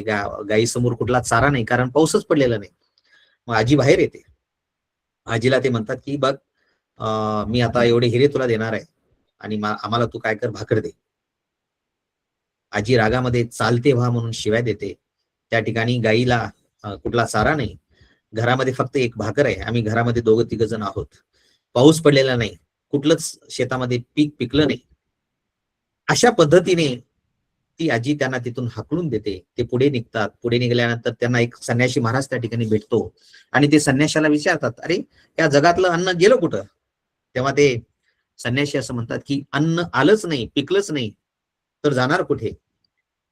त्यावेळेस हे सगळे जे काही पाणबुडे आहेत त्यांच्या लक्षात येतं की अरे, या मोतीपेक्षाही हिऱ्यापेक्षाही अन्न महत्वाचं आहे. म्हणून ते सगळे मोती हिरे परत सगळं ते घेऊन त्या समुद्राकडे जातात. सगळं ते समुद्रामध्ये टाकून टाकतात की अरे, आपल्याला पाऊस, मृगाचा पाऊस, मृग नक्षत्राचा पाऊस, मिरगाचा पाऊस महत्वाचा आहे. तो पाऊस पडला नाही म्हणून कुठंच अन्न नाही, मग आपण जगणार कसं? म्हणून ते पुन्हा त्या ठिकाणी वरुण देवतेला विनंती करतात की मृग नक्षत्राचाच पाऊस पडू दे, स्वातीचा पाऊस नको, आम्हाला हिऱ्या मोत्याची गरज नाही. अशा पद्धतीची विनवणी त्या कथेमध्ये, वि स खांडेकरांच्या कथेमध्ये आलेली आहे. सांगण्याचं तात्पर्य की धन जे आहे त्या धनाविषयीची आसक्ती म्हणजे आपल्या मनामध्ये फारशी असता कामा नये आणि आवश्यक तेवढं धन जे काही सगळ्या समाज सुधारकांनी सांगितलेलं आहे ते धन आपण कमवलं पाहिजे. हा विचार, हा नैतिकतेची जी शिकवण आहे ती शिकवण बघा, तुकाराम महाराजांनी केवळ अभंगातून जोडून निया धन उत्तम व्यवहार असं म्हटलेलं नाही.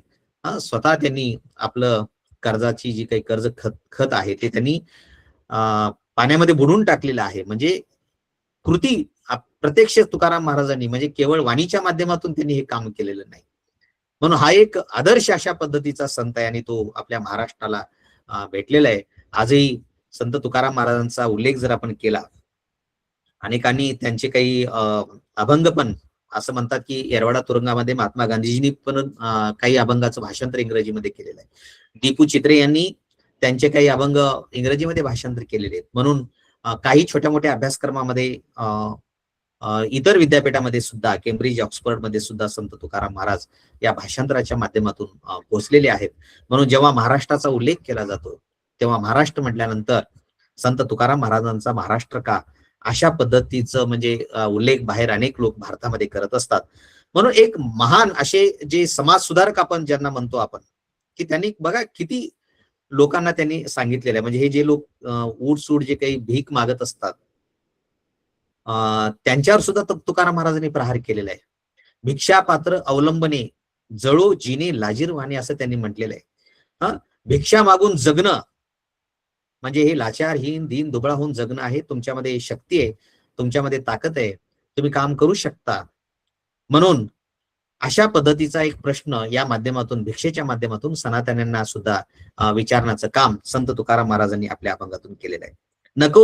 नको सेवू वन नको सांडू अन्न असं त्यांनी म्हटलेलं आहे. बघा, चांगल्या पद्धतीचं जीवन जगण्यासाठी तुम्हाला वनामध्ये राहून एकलकोंडेपणाने एकांतात राहण्याची सुद्धा त्या ठिकाणी गरज नाही, अन्नत्याग करण्याची गरज नाही. तर एकंदरीत आपल्याला वेगवेगळ्या पद्धतीची उपवास करण्याची गरज नाही.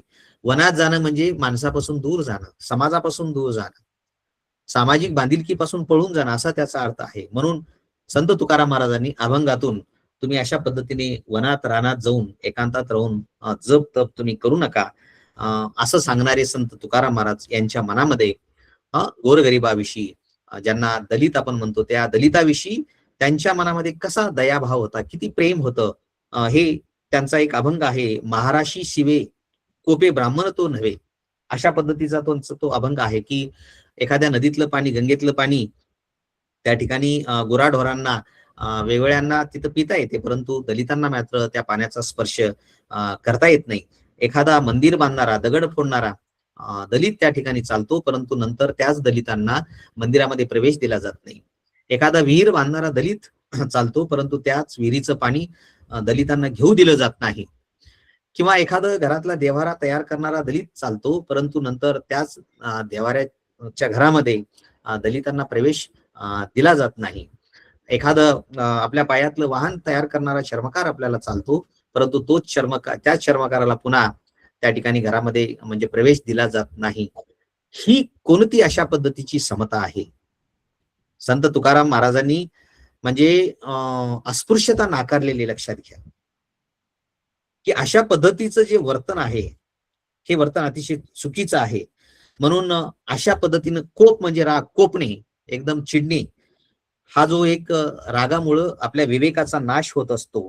म्हणून अशा पद्धतीचा संताप या उच्चवर्ण्यांनी करता कामा नये. म्हणून विटाळ हा काही शरीराचा नसतो, तो मनाचा असतो. म्हणून मनाचा जो विटाळ आहे तो आपण पहिल्यांदा काढून टाकलं पाहिजे, असं संत तुकाराम महाराजांनी त्या काळातल्या तथाकथित जे काही उच्चवर्णीय लोक आहेत किंवा वर्ण व्यवस्था जे काही त्याचा स्वीकार करणारे आहेत त्या लोकांना सुद्धा त्या लोकांचं प्रबोधन करण्याचं काम संत तुकाराम महाराजांनी केलेलं आहे. संत तुकाराम महाराज बघा शूद्र होते. त्यांनी उल्लेख आपल्या अभंगातून याती शूद्र माझा केला व्यवसाव असेल किंवा बरे झाले देवा कुणबी केलो नाहीतरी दंबे असतो मेलो, असं संत तुकाराम महाराजांनी म्हटलेलं आहे. अभंग खरं तर परिवर्तनवादाच्या अंगाने जर आपण विचार केला तर खूप महत्वाचा आहे. बरे झालो देवा कुणबी केलो. बघा, शूद्र किंवा कुणबी ही वर्ण व्यवस्थेतली म्हणजे शेवटचा तो भाग आहे. ब्राह्मण, क्षत्रिय, वैश्य आणि शूद्र. तुकाराम महाराज आनंदाने त्या ठिकाणी सांगतात, कारण 400 वर्षापूर्वी नाही, हजारो वर्षापासून आपण पाहतो की वर्ण व्यवस्थेमध्ये पहिले 1-2 जे वर्ण आहेत ते अतिशय श्रेष्ठ अशा पद्धतीने मानले गेलेले आहेत. तुकाराम महाराज म्हणतात की शूद्र मी आहे याचा मला अभिमान आहे, कारण मी श्रेष्ठ आहे. आणि म्हणून मी त्या ठिकाणी या भागात त्यांनी म्हटलेलं आहे की विठ्ठला समोर मी नतमस्तक होतो. माझ्याकडे मी जर पंडित झालो असतो, फार विद्या जर माझ्याकडे आली असती, कदाचित मी अहंकारी झाला असतो. मी शूद्र होतो म्हणून मी अनुभवातून मी अभंग लिहिलो. मी इतर काही फार पंडिती साहित्य मी वाचलेलं नाही, पांडित्यपूर्ण असं लिहिण्याचा मी प्रयत्न केलेला नाही. त्यामुळे माझी जी जात आहे ती कष्टकऱ्यांची अशा पद्धतीची जात आहे. पूर्वी जी म्हणजे 84 लक्ष जीवन योनीच्या संदर्भामध्ये जे म्हटलं जायचं की यानं काहीतरी पुण्यकर्म केलेलं आहे म्हणून या उच्च वर्णामध्ये जन्माला आलेला आहे. संत तुकारामांनी हे सगळं त्यांनी नाकारलेलं आहे. हीन वर्ण म्हणजे आम्ही काही पाप केलेलं आहे असं नाही.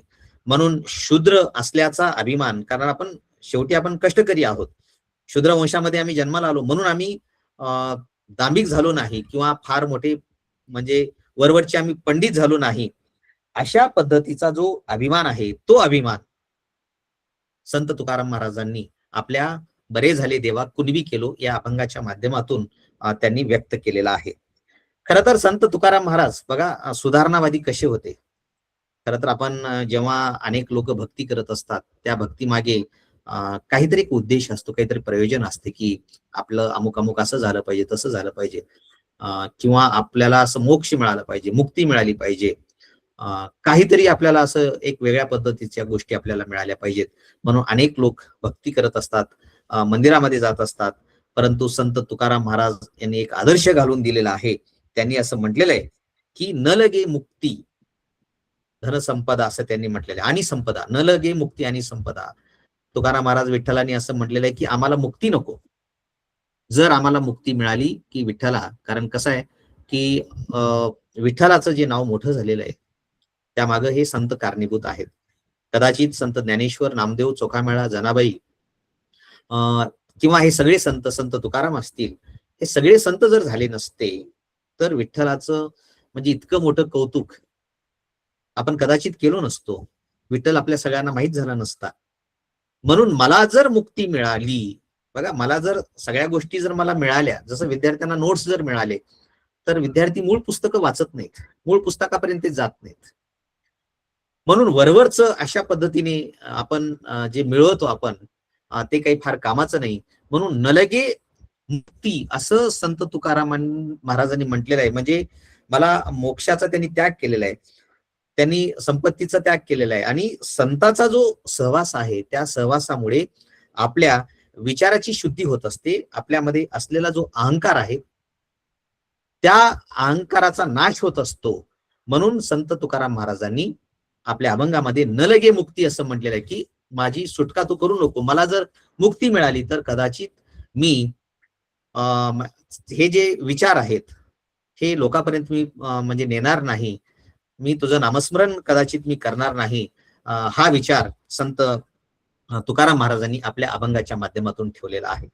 खरं तर तुकाराम महाराज सुधारणावादी होते. हे कोणत्या अंगाने होते? जर आपण काही संविधानिक जी मूल्य आहेत, बाबासाहेब आंबेडकरांनी जे संविधान लिहिलेलं आहे त्याचा जर आपण विचार केला की समतेच्या संदर्भामध्ये कलम 14 ते 18 मध्ये त्या ठिकाणी भाष्य करण्यात आलेलं आहे. आणि आपण आता मी तुम्हाला अभंग सांगितलेला आहे, विष्णुमय जग वैष्णवांचा धर्म, भेदाभेद ब्रह्म अमंगळ, सामाजिक समतेचा विस्तार झाला पाहिजे, सामाजिक समतेचा पाया असं घट्ट रोवला गेला पाहिजे. हा समतेचा जो विचार आहे संविधानामध्ये जो आलेला आहे तो विचार तुकाराम महाराजांनी आपल्या अभंगाच्या माध्यमातून सांगण्याचा प्रयत्न केलेला आहे. न्याय आणि सत्य या संदर्भात सुद्धा मऊ मेनाहुनी आम्ही म्हणजे विष्णुदास कठीण वज्रास भेदू ऐसा, म्हणजे अन्यायाच्या विरोधामध्ये आपण आवाज उठवला पाहिजे, न्यायासाठी आपण उभं राहिलं पाहिजे, आणि न्यायासाठी आपण सतत बोललं पाहिजे, आणि दांभिकतेच्या विरोधामध्ये आपण आवाज उठवला पाहिजे. त्या संदर्भात सत्य आणि न्याय हे या अनुषंगाने अनेक अभंग संत तुकाराम महाराजांच्या या अभंगामध्ये आलेले आहेत. बंधुता आणि मानवता हे खरं तर संविधानातील मूल्य आहेत.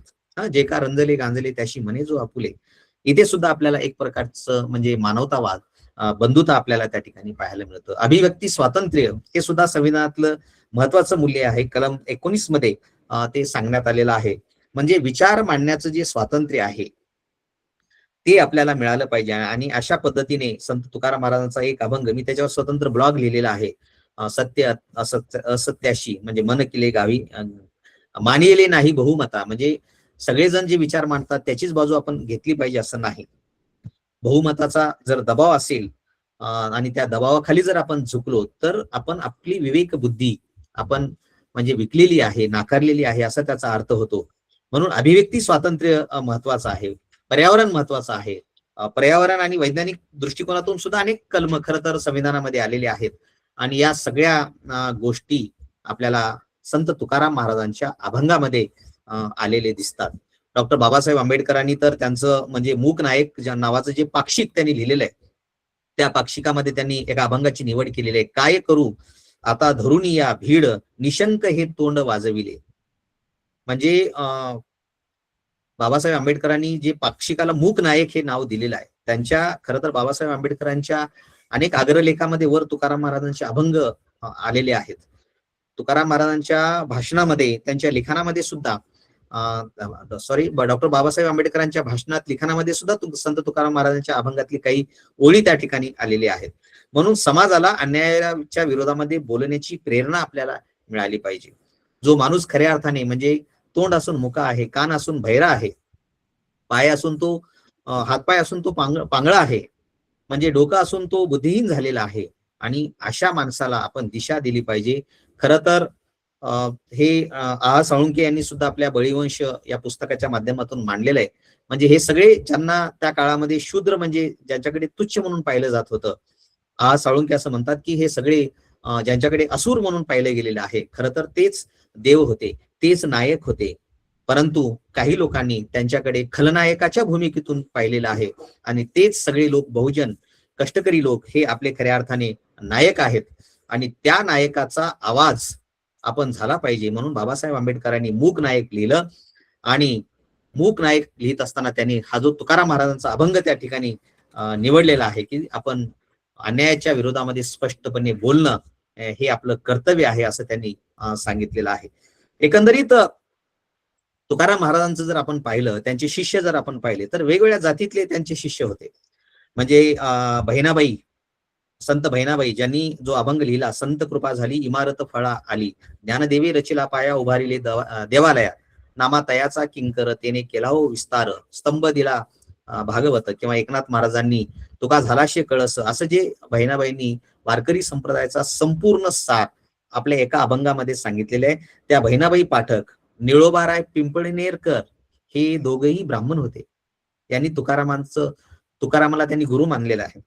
नावजा नावाचा माळी, गवरशेठ नावाचा एक लिंगायत शिष्य, किंवा शिववा कासार असेल, कितीतरी जाती धर्मातले लोक संत तुकाराम महाराजांचे शिष्य होते.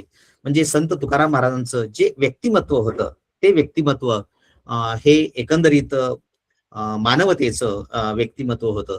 त्यांनी आपल्या, कारण तत्वज्ञान ही काही सांगायची गोष्ट नसते. तत्वज्ञान हा तो म्हणजे आचरणाचा भाग झाला पाहिजे. आणि तुकाराम महाराज सारख्या संतांनी केवळ आपल्या अभंगाच्या माध्यमातून लोकांना त्यांनी तत्वज्ञान सांगितलेलं नाही, तर ते तत्वज्ञान प्रत्यक्ष आपल्याला कसं आचरणात आणता येईल याचा विचार संत तुकाराम महाराजांनी केलेला आहे. म्हणून आजही 400 वर्ष होऊन गेली, आजही संत तुकाराम महाराजांच्या अभंगाचं पारायण आपण डोळसपणे करतो, डोळसपणे आपण केलं पाहिजे. हजारो कीर्तनकारांनी अनेक अभंगावर हजाराच्या पेक्षा अधिक कीर्तन केलेली आहेत, प्रवचन केलेली आहेत, अनेकांनी व्याख्यानं दिलेली आहेत. तरीही आपल्याला संत तुकाराम महाराजांचे अभंग हे आजही आपल्याला प्रासंगिक वाटतात, कारण ते अभंग अजर आहेत, अमर आहेत, अक्षर आहेत. या अभंगाचा कधी मृत्यू होत नाही, हे अभंग कधी नष्ट होणार नाहीत, अजर आहेत, हे अभंग कधी जर्जर होणार नाहीत. म्हणून त्या अभंगाचं महाराष्ट्रामध्ये आपण संत तुकारामांच्या काही निवडक अभंगाच्या माध्यमातून, खरं तर आहा साळुंखे यांचं एक पुस्तक आहे, ते वाचण्यासारखं पुस्तक आहे, म्हणजे तुकारामांचा शेतकरी. त्याही अभंगामध्ये त्यांनी म्हणजे खूप चांगल्या पद्धतीचं त्या पुस्तकामध्ये आहा साळुंखे यांनी विवेचन केलेलं आहे. असे हे संत तुकाराम केवळ बोलके अशा पद्धतीचे ते समाज सुधारक नव्हते, तर प्रत्यक्ष ते कृतिशील समाज सुधारक होते.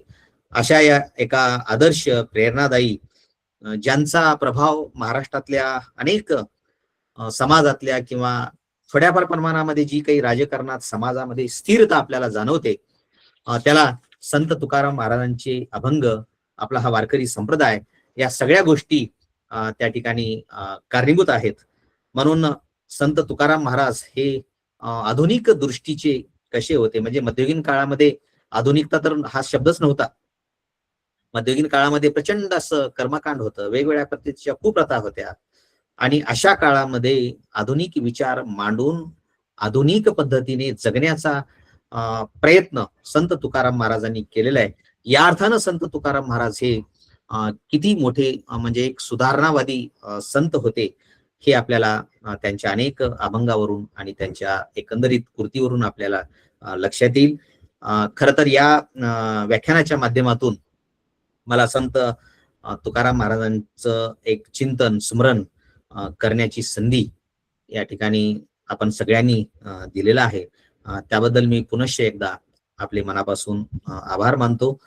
मी खरं तर एक आपल्याशी संवाद साधण्याचा प्रयत्न या ठिकाणी मी माझ्या पद्धतीने केलेला आहे. थांबूया आपण. धन्यवाद. गंगावळ सरांनी तुकाराम महाराजांबद्दल आपल्याला खूप छान माहिती दिली. भागवत धर्म वारकरी संप्रदाय हा ज्ञानदेवे रचिला पाया, तुका झाला से कळस असा उभारला गेला. तुकारामांनी भाषिक बंड केले. अभंगातून त्यांनी समाज प्रबोधन केले. इतकी सर्व माहिती आपल्याला दिली. आता मी शरण डॉक्टर शशिकांत पट्टण यांना विनंती करते की त्यांनी मार्गदर्शन करावे. ओम श्री गुरु बसवलिंगाय नमः. तंगावर सर बोलल्यानंतर मार्गदर्शन करायचं माझं काही राहिलेलं नाही. माझं मूल मातृभाषा कन्नड आहे आणि माझं मराठी एवढे बरोबर पण नाही. तरी सुद्धा मी तुकारामचं अध्ययन केल्यानंतर खूपच मला असं वाटतं की महाराष्ट्राचं प्रथम बंडखोर विद्रोह साहिती अभंगकार म्हणजे त्यांचं प्रभाव खूप होते.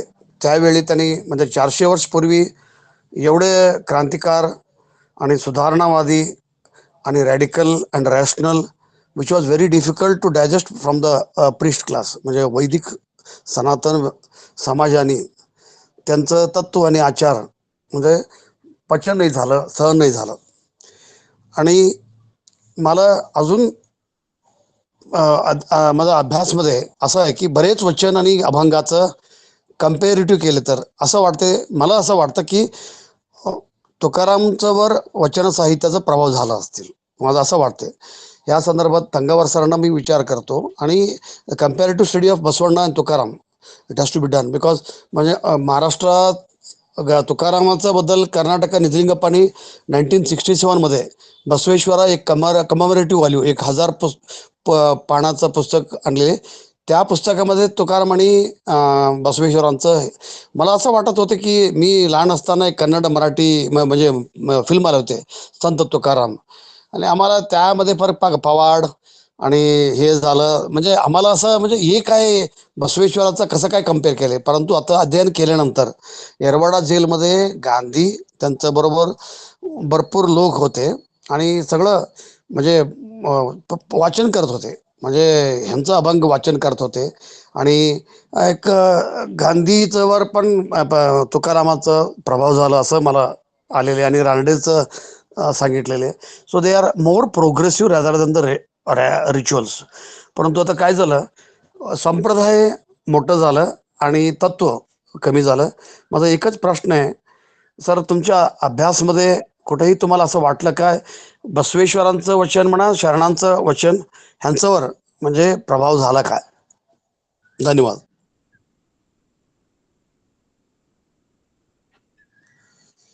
तंगावर सर.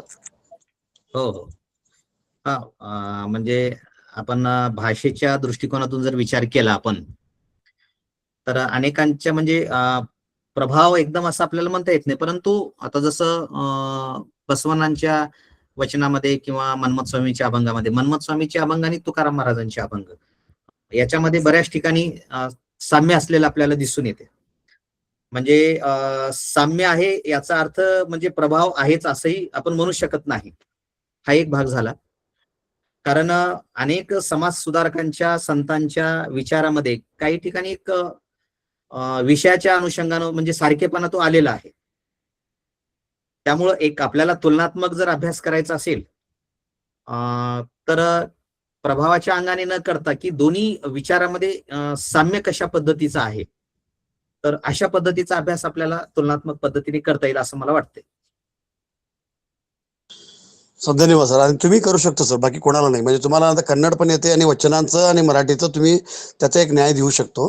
म्हणजे मी जेव्हा 150-200 वचन मी अभंगामध्ये बघितले तर मला असं वाटतं की कुठेही ज्ञानेश्वर ज्ञान म्हणा आणि मन्मथ स्वामी आणि हे लोकांचं मला असं वाटतं की वचनाचा प्रभाव झाला असं वाटतं माझं.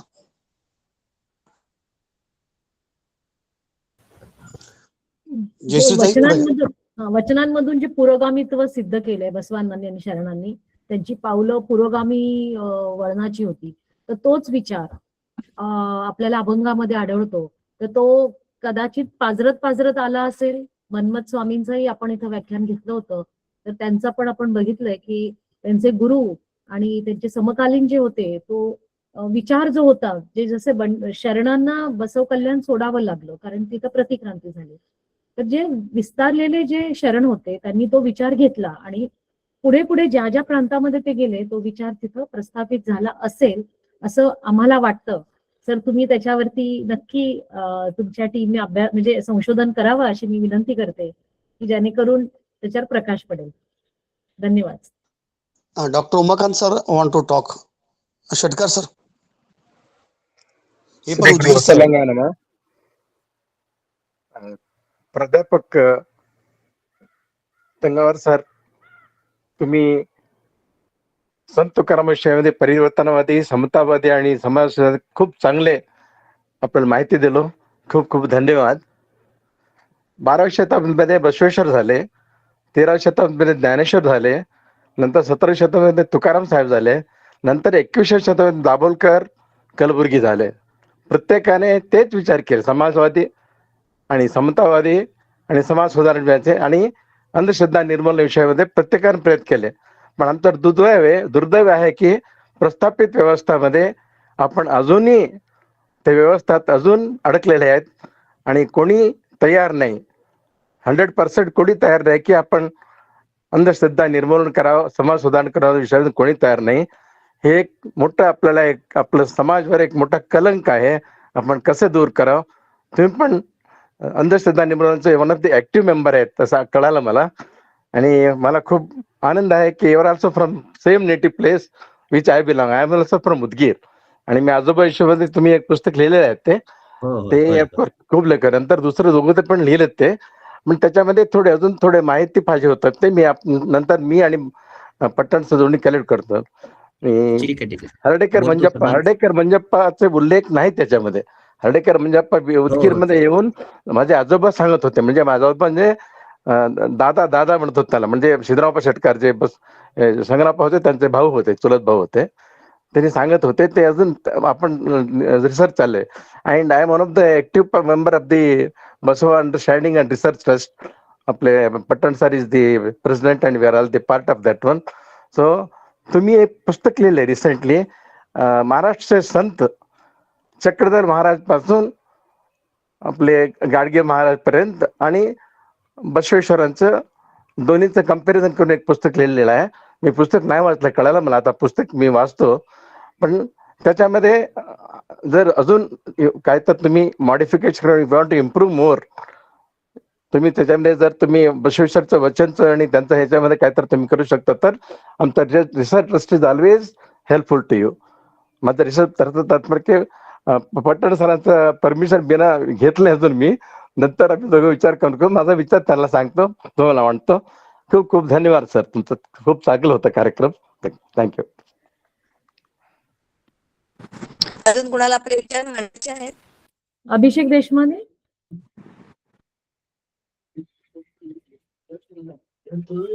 सर्वांना मई तंगावर सरांना मी गेल्या 2-3 वर्षापासून ओळखतोय, पण प्रत्यक्ष भेटण्याचा योग याच वर्षी आला आणि सुदैवाने मी पहिल्यांदाच मई तंगावर सरांना भेटलो. यापूर्वी त्यांची पुस्तकं मी वाचलेली आहेत, ऑनलाईन आपल्या सर्वांना उपलब्ध होतील. ती पुस्तकं सर्वांनी परचेस करा. आणि आज त्यांचं व्याख्यान ऐकण्याचा योग आला, त्याबद्दल हा योग आणून दिल्याबद्दल मी पट्टण मॅडमांचे आभार मानतो. खऱ्या अर्थानं बसवपच्या एका अंकामध्ये मराठी संत आणि शरण या विषयावर आधारित एक अंक बसवपतचा निघालेला होता. आणि त्या अंकामध्ये सुद्धा महात्मा बसवेश्वर आणि संत तुकाराम, महात्मा बसवेश्वर, आंबेडकर, गांधी, त्यानंतर महात्मा बसवेश्वर, चक्रधर स्वामी, असे वेगवेगळे आर्टिकल्स आपल्याला वाचायला मिळाले होते. पण आजचं जे काही तंगावर सरांचं व्याख्यान होतं हे अतिशय महत्वाचं होतं, कारण त्या लेखामध्ये वाचलेले संदर्भ आणि आज तंगावर सरांनी सांगितलेले संदर्भ हे संपूर्णतः नवे होते. कारण त्या लेखाचं संपूर्ण वाचन केल्यानंतर माझ्या लक्षात आलं की जे काही ठळक गोष्टी आहेत त्याच गोष्टी त्या लेखामध्ये अंतर्भूत होत्या. मात्र तंगावर सरांनी आज खऱ्या अर्थाने आपल्या समोर त्या विस्तृत पद्धतीने मांडलेल्या आहेत. त्याबद्दल त्यांचे धन्यवाद आणि सर्वांना धन्यवाद. शनी सलाम.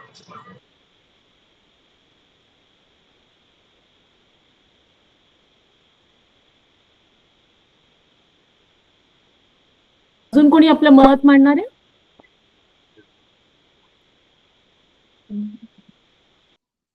सर्वांना शरणार्थी. मी अंकुश पाटील बोलतो जळकोटहून. तंगावार सरांचं खरोखर तुकाराम महाराजाविषयी सखोल असा अभ्यास आहे. आम्हाला आता आमच्या जवळच ते उदगीरला असतात, म्हणजे आता माहिती झालं की संताविषयी त्यांनी खूप तत्वज्ञानाचा अभ्यास केलेला आहे. पण तुकाराम महाराजांनी जो काही अभंगामधून विद्रोह सांगितलेला आहे, तो विद्रोह बाजूला राहिला आणि केवळ भक्तीच्या नावाखाली पूर्ण महाराष्ट्राभर भजन कीर्तन अभंगामधून जे काही इतरांचं शोषण करण्याचा मार्ग वाढला, त्या वाढण्याच्या प्रक्रियेविषयी तंगावार सरांनी थोडस माहिती सांगावी.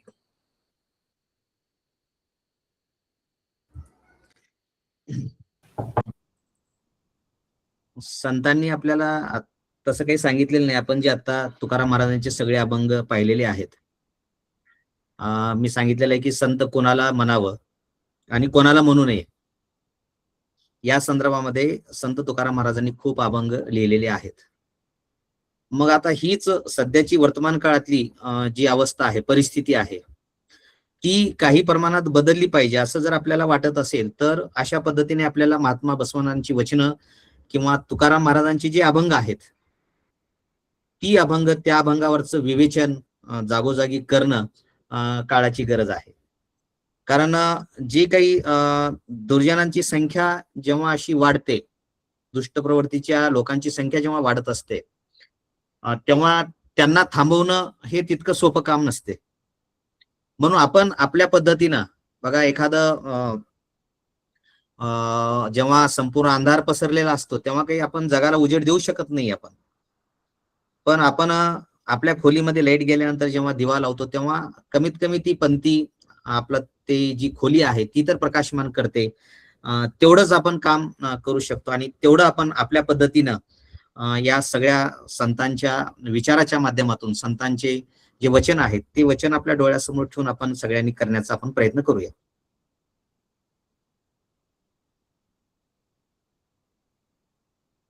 धन्यवाद सर, धन्यवाद. तर तुम्ही अजून सांगितलं असुर किंवा सूर आणि असुर ह्याच्यामधला पण तुम्ही योग्य तो सांगितला. की असुर म्हणजे ऍक्च्युली देव किंवा चांगलं काम करणारे व्यक्ती असं होतं, पण नंतर त्याला कालांतराने त्याचं स्वरूप बदललं. असं का झालं असेल? नाही, आता ही जी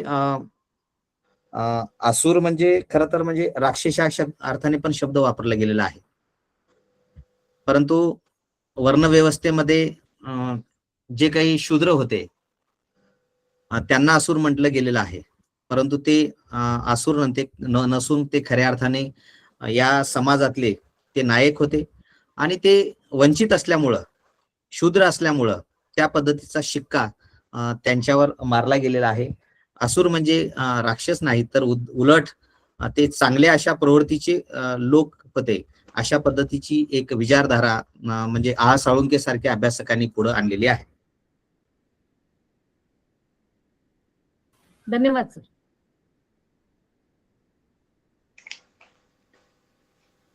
अजून कोणी विचारणार आहे काही?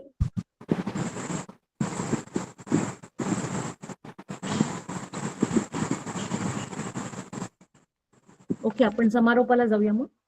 Hello madam. हा बोला सर. हा नमस्कार.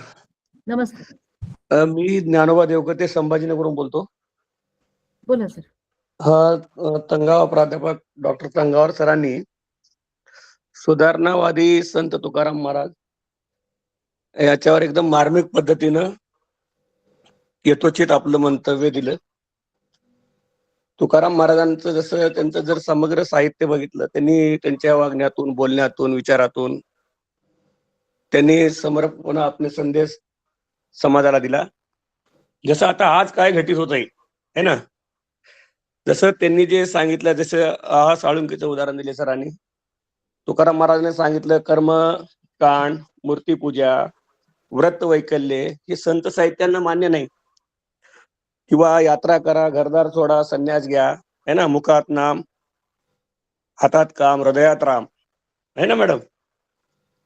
ह्या पद्धतीनं त्यांनी जे संदेश दिला त्याचं पालन जर आपण केलो तर आता जे साधू संत बंधू बाबा किंवा आता जे उद्भवणारी जे समस्या आहेत त्याच्यावर मार्मिक उदाहरण म्हणजे संत साहित्याचं आपल्याला देता येईल आणि त्याचं जर अनुकरण केलो जसं सरांनी सांगितलं बाबा अभंग आहेत जे भंग होत नाहीत आणि काळाच्या कसोटीवर ते कसं आपलं अस्तित्व टिकून आहेत आणि तेच आपल्याला कसं मार्गदर्शक करतात. बंधुबाबापासून सावध राहण्यासाठी जर आपण सजग राहिलो जागृत राहिलो तर आपल्याला कोणी फसवणार नाही.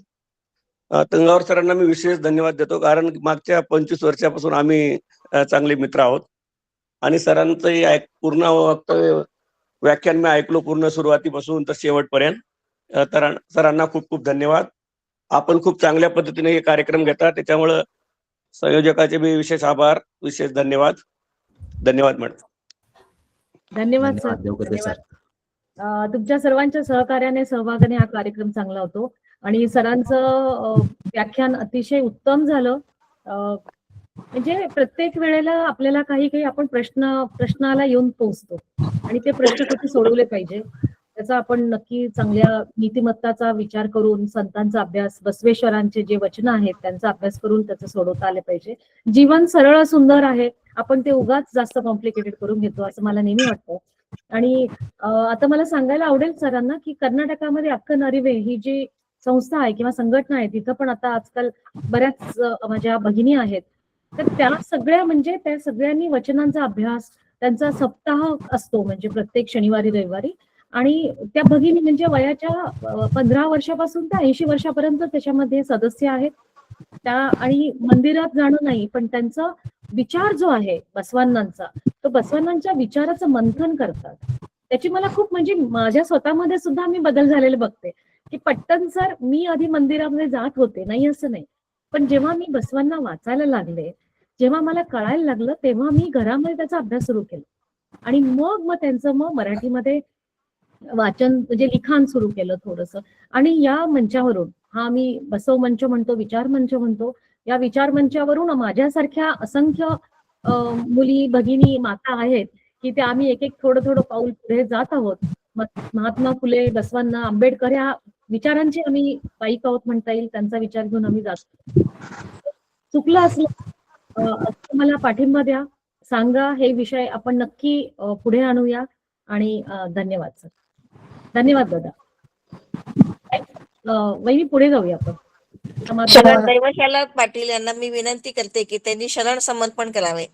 दैवशाला पाटील. मॅडम 1 मिनिट मॅडम मी जगदेवी दांडरा म्हणून गुलबर्गाहून बोलते. ऐकू येते? बोला ताई जगदेवी बोला बोला.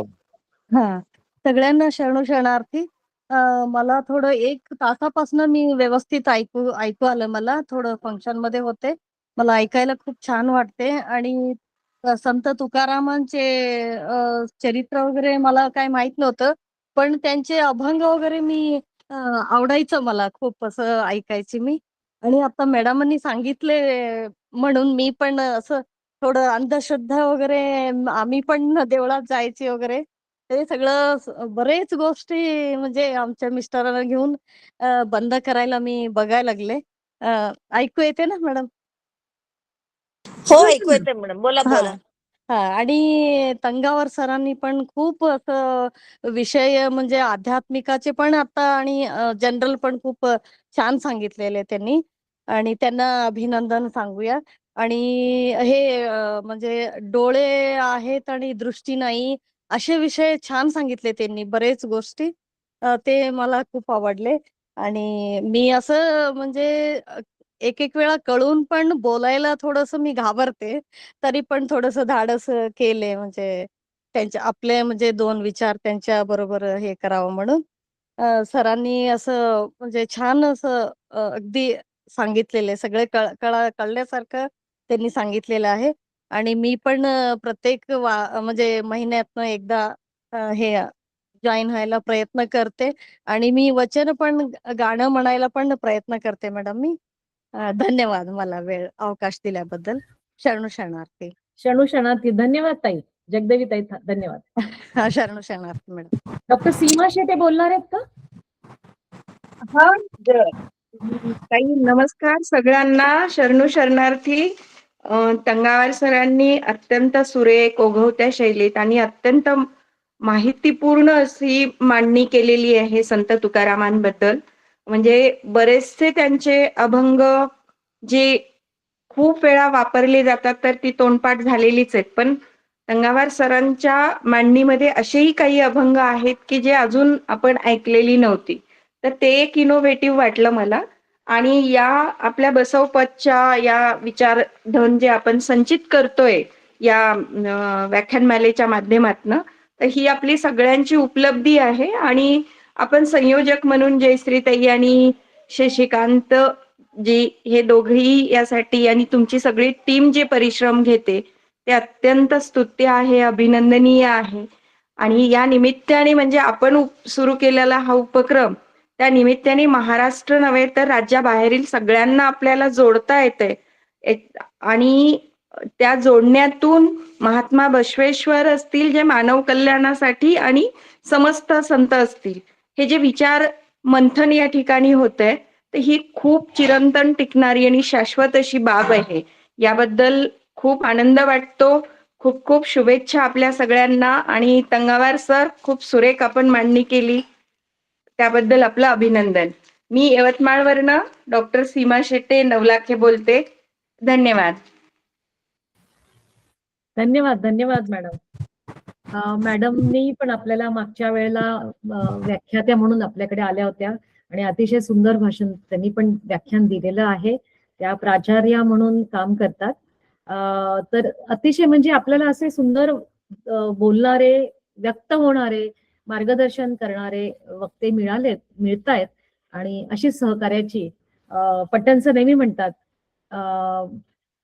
Award for the good work is a extra work. म्हणजे आम्ही परत सरांना, मी तुम्हाला कंटाळा येईल असं म्हणू नका, पण जेव्हा तुम्हाला वेळ मिळेल मॅडम आणि सर किंवा अजून कोणी आपल्या ह्याच्यामध्ये जे श्रोते आहेत त्यांच्यामध्ये सर्वांना विनंती करते की व्यक्त होण्यासाठी एखादा विषय तुम्हाला मांडणी करायचा असेल तर हा मंच नेहमी खुला आहे. धन्यवाद. Thank you ma'am, thank you. Daivashala Patil यांनी शरण समर्पण करावे. दैवशाला पाटील. सर्वांना शरणू शरणार्थी. ओम श्री गुरु बसवलिंगाय नमः. वचन अध्ययन बसवमंच मराठी व्याख्यानमाला पुष्प 49. आजचा विषय होता सुधारणावादी संत तुकाराम. आणि अतिथी व्याख्याते शरण प्राध्यापक डॉक्टर मई तंगावार, श्री हौगी स्वामी महाविद्यालय उदगीर, सामाजिक कार्यकर्ते तसेच ज्येष्ठ लेखक, उत्कृष्ट वक्ते यांनी खूप छान प्रकारे आपल्याला तुकाराम महाराजाविषयी अभंग त्यांचे आणि त्यांचं विश्लेषण खूप छान प्रकारे सरांनी दिलं. वेळ काढून ते आपल्यासाठी उपलब्ध झाले. आणि सूत्रसंचालन स्वागत शरणी जयश्रीताई पाटील कोगनूर यांनी खूप छान प्रकारे सुद्धा आपलं सूत्रसंचालन केलेलं आहे. ताईंचे पण धन्यवाद. वचन प्रार्थना शरणी विद्याक्का मगदूम यांनी सुमधुर आवाजामध्ये सर्वांना मंत्रमुग्ध करून टाकलं. ताईचे सुद्धा खूप धन्यवाद आणि शरणू शरणार्थी ताईंना. प्रस्तावना आणि परिचय डॉक्टर जयश्री अंगडी पट्टणताई ह्या तर आपल्यासाठी खूप परिश्रम घेतात आणि ऑनलाईनच्या माध्यमातून आपल्याला हे व्याख्यान ते उपलब्ध करून देतात. ताईचे सुद्धा खूप खूप धन्यवाद आणि ताईंना सुद्धा शरणू शरणार्थी.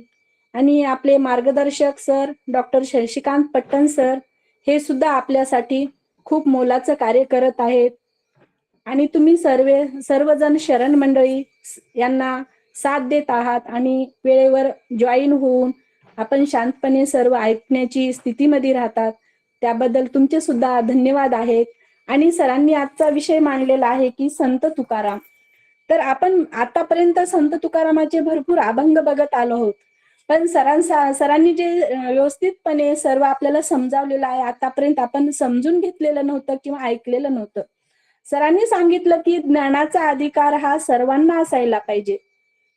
ज्ञान हे एकानेच घेणे ही कुणाची तरी मक्तेदारी नसून तो सर्वांचा अधिकार आहे.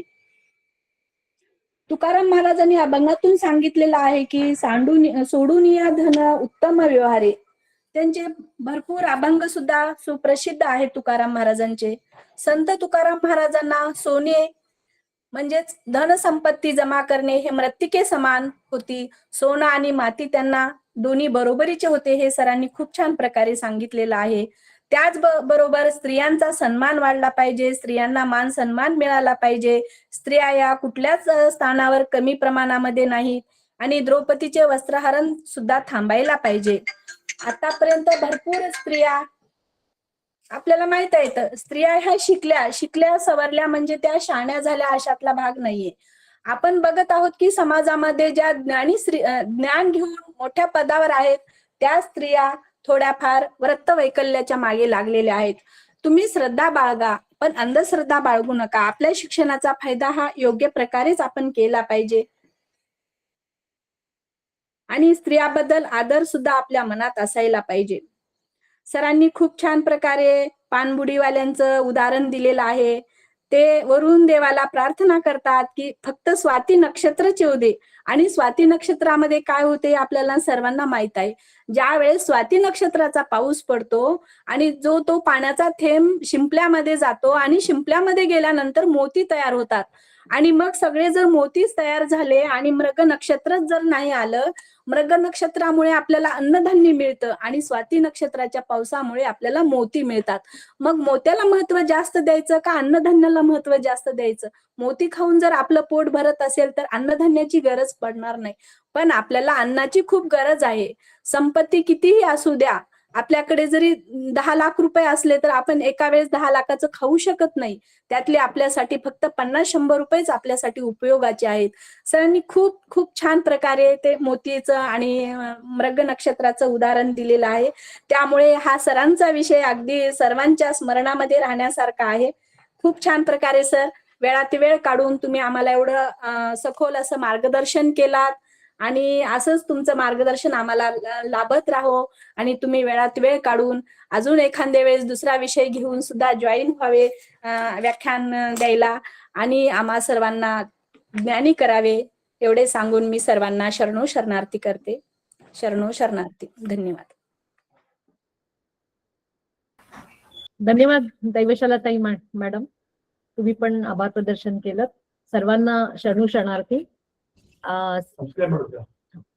आणि हे 2 दिवसांनी युट्यूब वरती आम्ही टाकू, रेकॉर्ड झालेलं असेल आता हे सायमल्टेनियसली, तर तेव्हा सबस्क्राईब करा त्या व्हिडिओ चॅनलला, वचन अध्ययन वेदिकेला.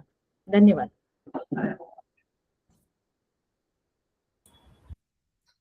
हा ठीक आहे, थांबतो मॅडम, नंतर फोन करतो मॅडम मी. Okay sir, thank you sir, thank you.